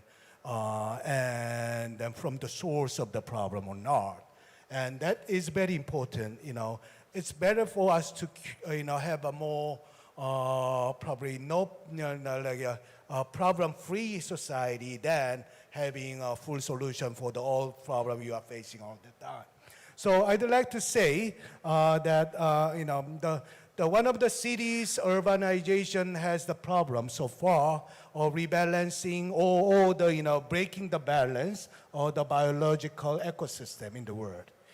With the smart city, with the technology, how we can recover our biological, ecological balance in the society.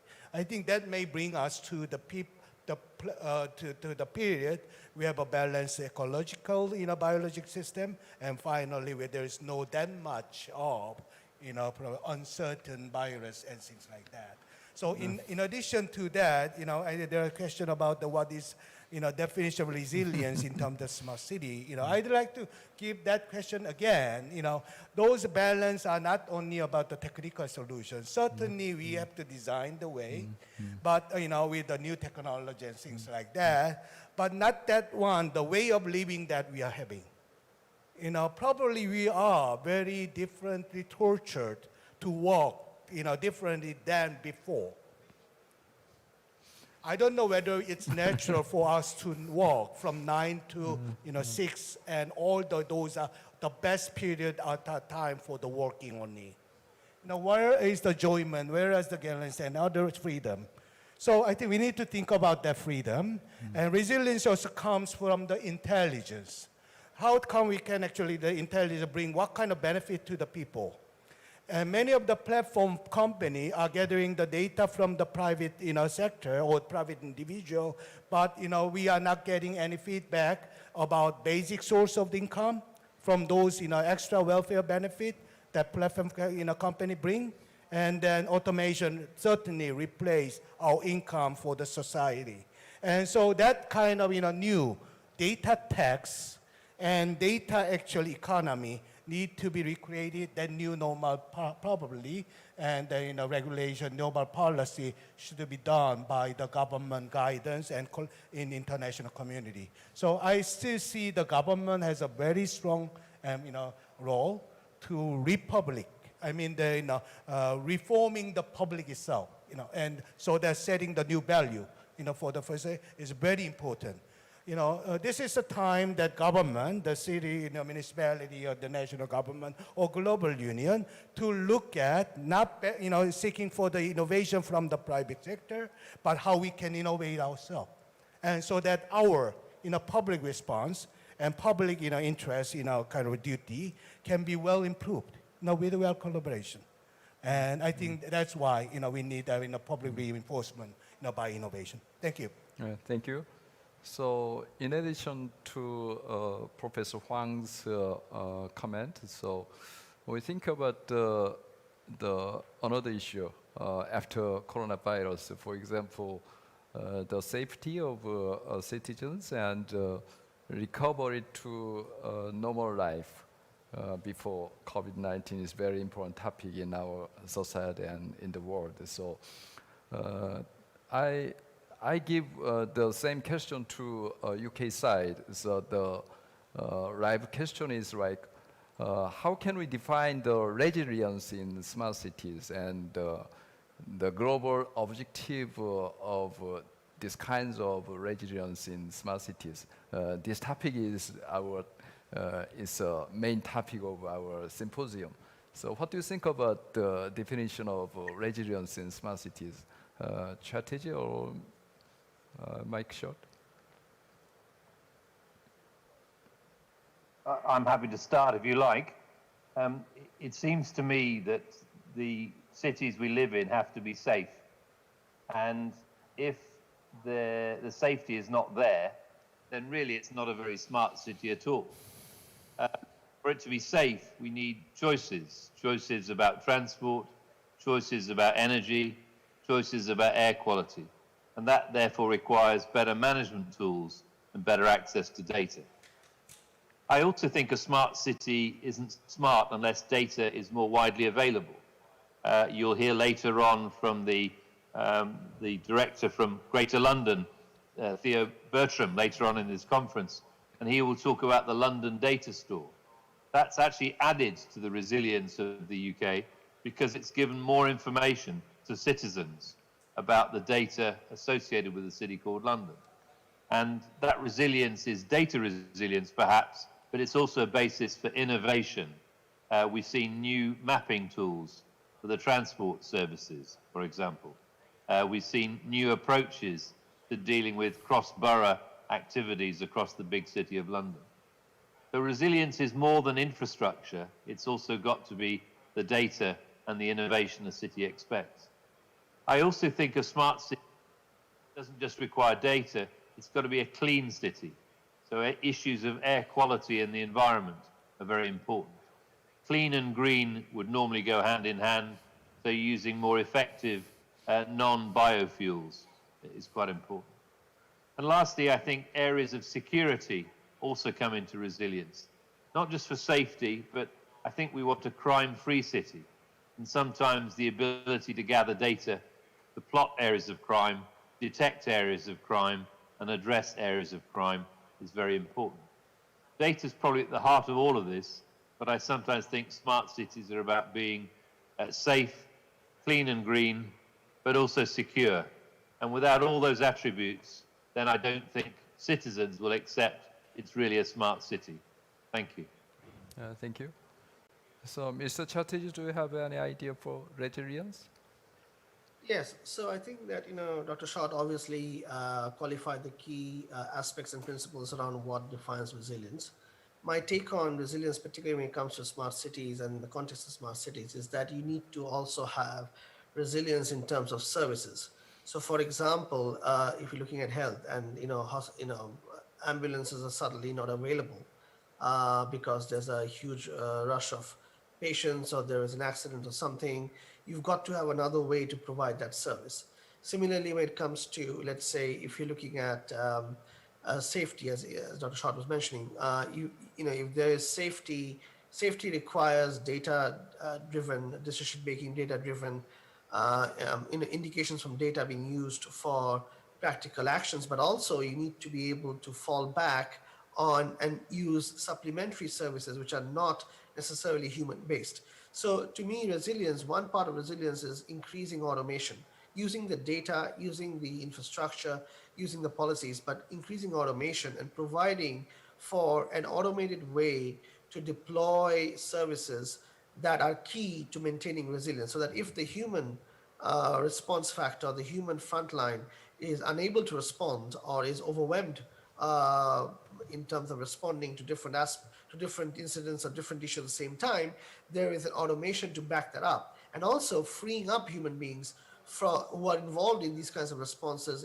and in the resilience activities that the city has, by making sure that they are supported in a majority of their tasks by automation. So a key to achieving resilience, especially over the mid to longer term, as we see that cities become more dense, the need for resilience becomes higher, the demand, let's say the time between a request and the need to satisfy that request in terms of resilience dramatically shortens from what it was even 10 years ago. You've got to have other ways of responding which are not purely human driven. And that is where I think automation, robotics, drones, and autonomous systems can play a role in embellishing and actually enhancing the resilience that a smart city can provide. But there is no question that you've got to think about this in a holistic way. It's not as if by just introducing certain aspects of automation or certain aspects of data-driven decision making that you will achieve resilience on the whole. Resilience is a framework by itself, and it has to be thought of as being a key component of how a smart city works. And then within that, you need to identify the services and the data-driven aspects that can drive that framework, but not as if, well, if we could just launch 4 drones to supplement the number of incident tracking that we do, we automatically have resilience. No, we would need to have a framework to manage that. So it's a combination of forward thinking, frameworks, and automation. Okay, thank you. So maybe the both UK speakers emphasized the resilience of data and the resilience of smart cities. So I think ironically, we have experienced the blue sky in autumn nowadays because we have straightened the fine dust from China, and we districted the bad air quality those times. But I think it takes 5 years or 6 years after seeing the clean blue sky past days. But so it is another issue for that. So I think we should find the balancing point among the nature and humankind and technology. So I have a question about another issues for logistics and smart factory. For the question is about although the use of 5G technology is useful in limited spaces such as smart factory and logistics management. But application at the city level seems to have issues in terms of coverage and speed and volume of data. So his question is, I'm curious whether there are any measures available in order to apply unmanned technology to the city level. So, Mr. Chatterjee, maybe you're expert for that. Sorry, I missed the last one. There was a communication blip on my side. If you could please repeat the last. Yeah, he is curious about whether there are any measures available in order to apply unmanned technology like autonomous AI and robots and to the city level. City is greater than factory, and that is his question. Yeah. Yes, thank you for that, Dr. Shaw. This is it's a question that I get a lot, and I get that in different forums. And the answer to this is fairly structured in the sense that, are there barriers to deploying unmanned systems in cities? Of course there are.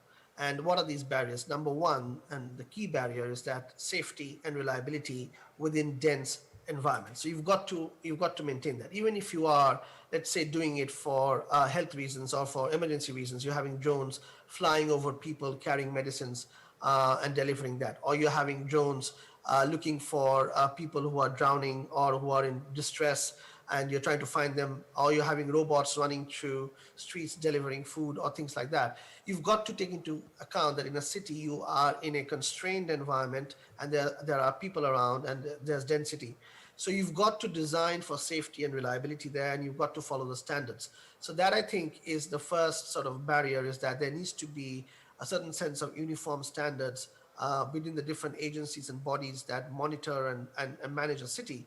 And sometimes there are national bodies involved. So, for example, in the UK, it would be the CAA for airspace. There would be the local London Authority for different things that affect the city directly, and the director from there would be there later on speaking today. So you've got to have a common sort of set of standards, or a framework of standards that allow for unmanned systems to be deployed proactively in a smart city environment or an urban environment.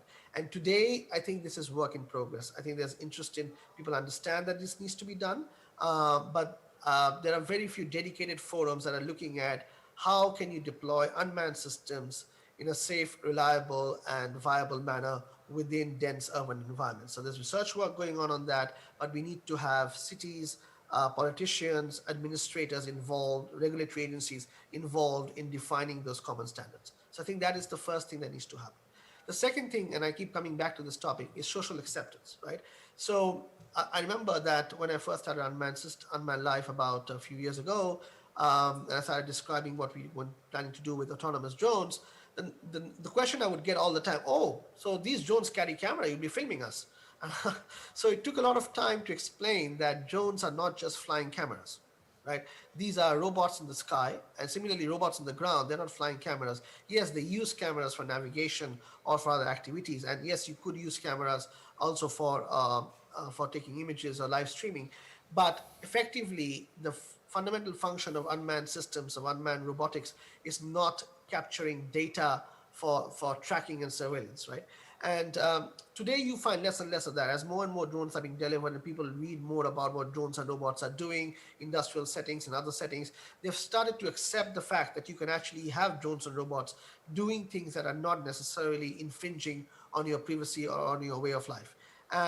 But more needs to be done there. So there needs to be more of a social acceptance that we are happy to see drones fly around us delivering things, for example, or robots moving around doing things. Just as today we're happy to see white vans carrying stuff, or we're happy to see helicopters fly over London or other things, knowing, and we can do that if we know that there's a set of standards and frameworks and agencies that are managing that to ensure that this is done correctly and that there's monitoring of what is going on and that this is all managed. So these are the two things I think that are the key. The third one is, of course, technology. Are we at the technology level today that unmanned systems can be deployed widely in dense urban environments? And the answer to that, for a lot of people, might be surprising, but yes, we do, because we have gone beyond how to manage individual robots to definitely how to manage robots in a group, in a team, or in a collective, right? And the moment you've done that, you are able to then manage deployments in dense urban environments. But another critical factor which is making this possible is the availability of high-speed networks, particularly 5G.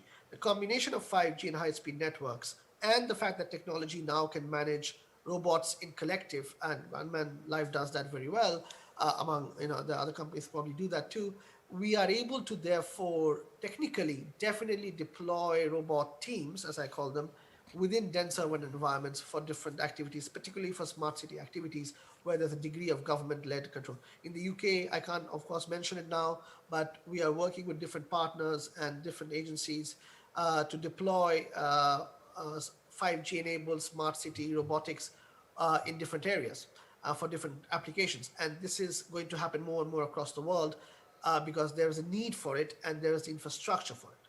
So that, I hope, gives you a comprehensive view of what the barriers are and what the roadmap is to moving forward. Thank you.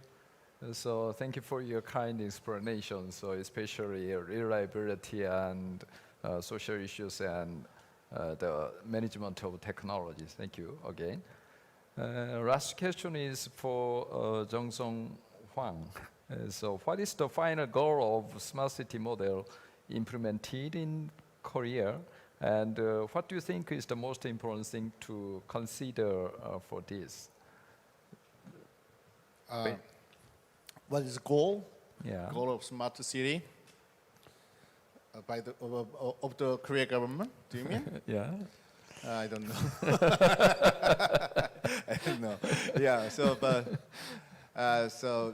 smart city, as you know, is actually long-term project, very long-term project. So Korea government have goal to develop smart city, but we are still searching for our shared vision. Shared vision. So there is a short-term vision, mid-term vision, and long-term vision, but we need time to arrive at the shared goal between government ministries and the government, more importantly, between government and Korean people. But I think, whatever expression, so I think the smarter cities will go to lead us to augmented city. Yeah, as you know, augmented city is actually the vision of the Busan National Pilot Smart City. So augmented city, anyway, the key idea is that smart city should augment people or augment company, augment anything.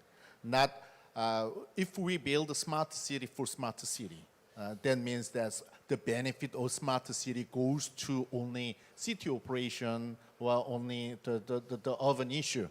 But very little benefit, if very little benefit goes to people, company, or government, then smart city might be nothing. So we have to make anyway smart city enhance the capability of any stakeholders in our life.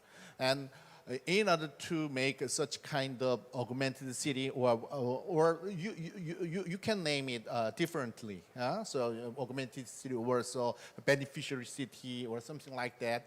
The key issue, I think, is it is my word. Internetization of city. So make a city like internet. So actually, smart city is not about technology. It is about actually connecting technology, connecting. So bring technology, bring resources together is what a smart city should do. So internetization. Internet shows the amazing, shows us miracle. So internet bring all kinds of content and knowledge together without big investment. So internetization of city, we can enable all stakeholders to access to not only knowledge or content, but also resources and services, and there could be many infrastructure and many platforms. So we eliminate all kinds of silos. So internetization. So the key, whatever vision or whatever goal might be, the key to get there is to eliminate the silos, and promoting the horizontal interoperability, and in my term, internetization of city. Okay, thank you. Okay, thank you. So actually, it is very difficult to define the smart city exactly. So there are many similar world, like in Korea, early 2000 years, ubiquitous city and digital city and intelligent city, blah, blah, blah. So there are so many nicknames, but basically, smart city pursues the common goal, such as sustainable growth and human well-being and digital innovation also. So I think the times is almost over. So lastly, we will listen from each speaker and the panelist, and each one for 2 minutes. So please, Mr.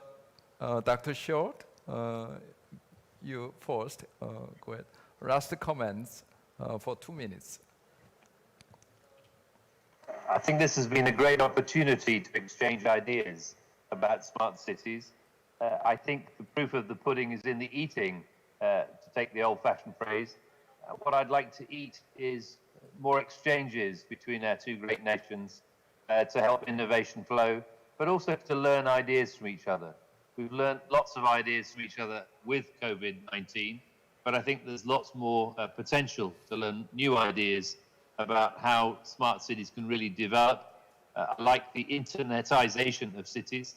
I like the idea of them being more augmented and citizen-based. I also like the idea of transferring data into action in a more operational way. So I think we've got lots more scope for innovation exchanges going forward, and I look forward to seeing this conference progress. Thank you. Okay, next, Mr. Chatterjee. Yes, I would like to actually second Dr. Short's words on this. It's been great. This has been a great opportunity to exchange ideas and visions on what smart city can do, how it can function, how unmanned systems and autonomous systems can be very useful in a smart city environment, and what it can do for citizens and for the smart city itself. And I look forward to, as you said, Dr. Shou, exploring more opportunities with Korea and with the KAIA together to see how we could perhaps deploy our services in Korea in smart cities and make that happen. Thank you. So, Yes. So as I said, so smart city take a long time to realize. So I calculate how many years we have Korea government spent to build e-government. So my agency was created for e-government when the Korea government started the e-government. So my agency was established in 1987. So e-government took more than 30 years. Still is an ongoing project. Smart city will take longer time than e-government. So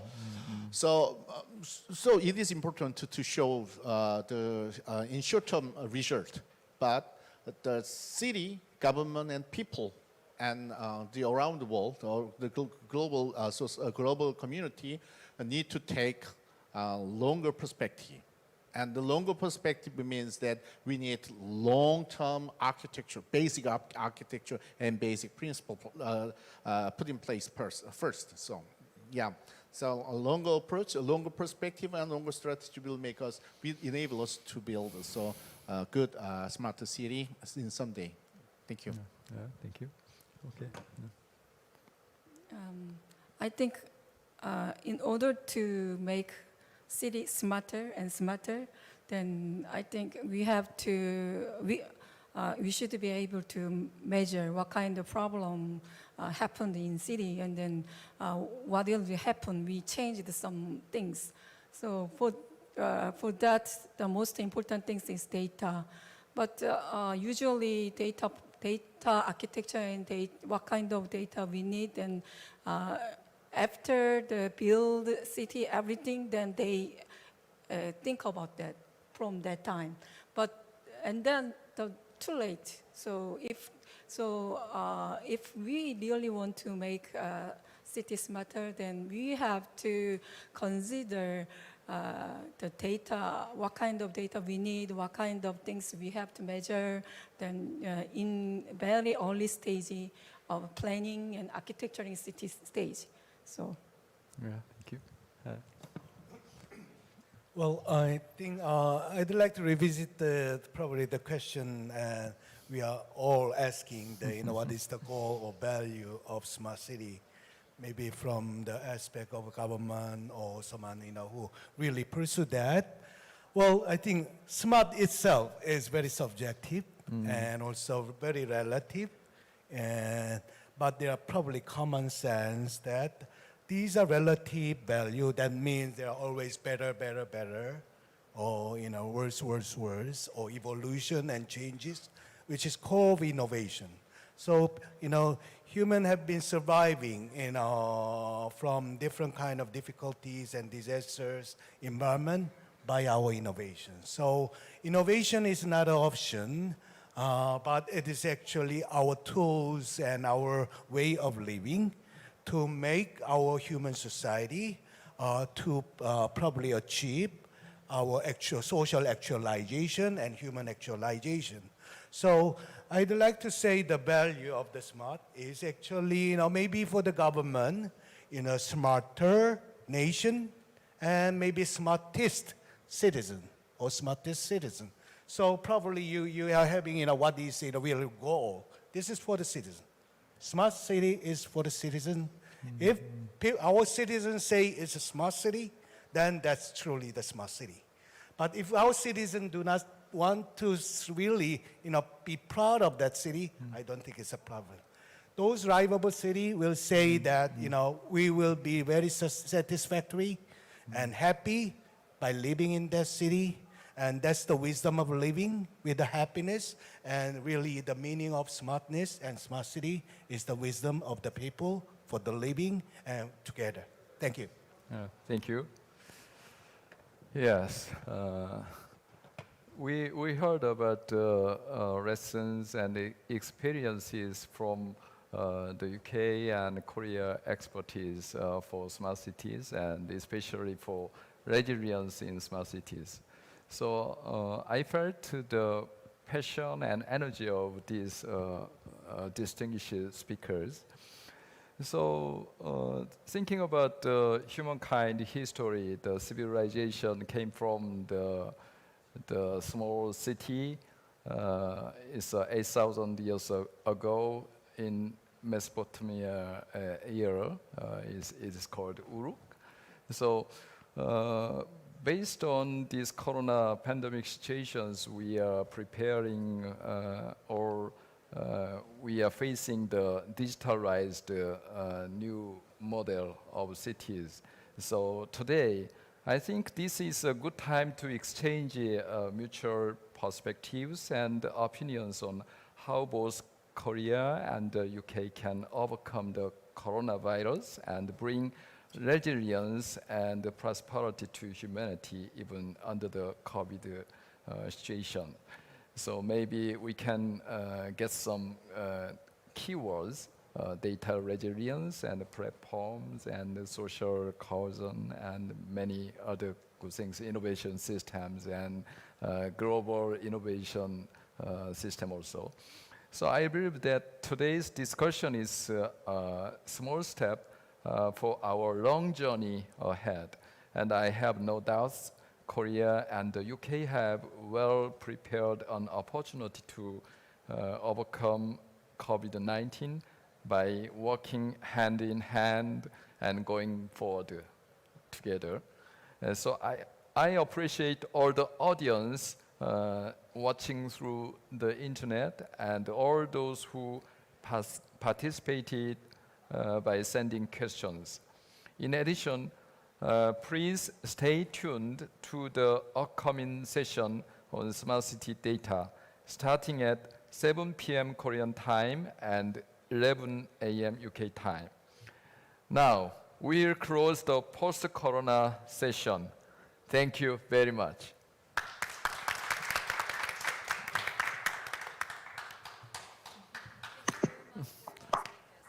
Bye.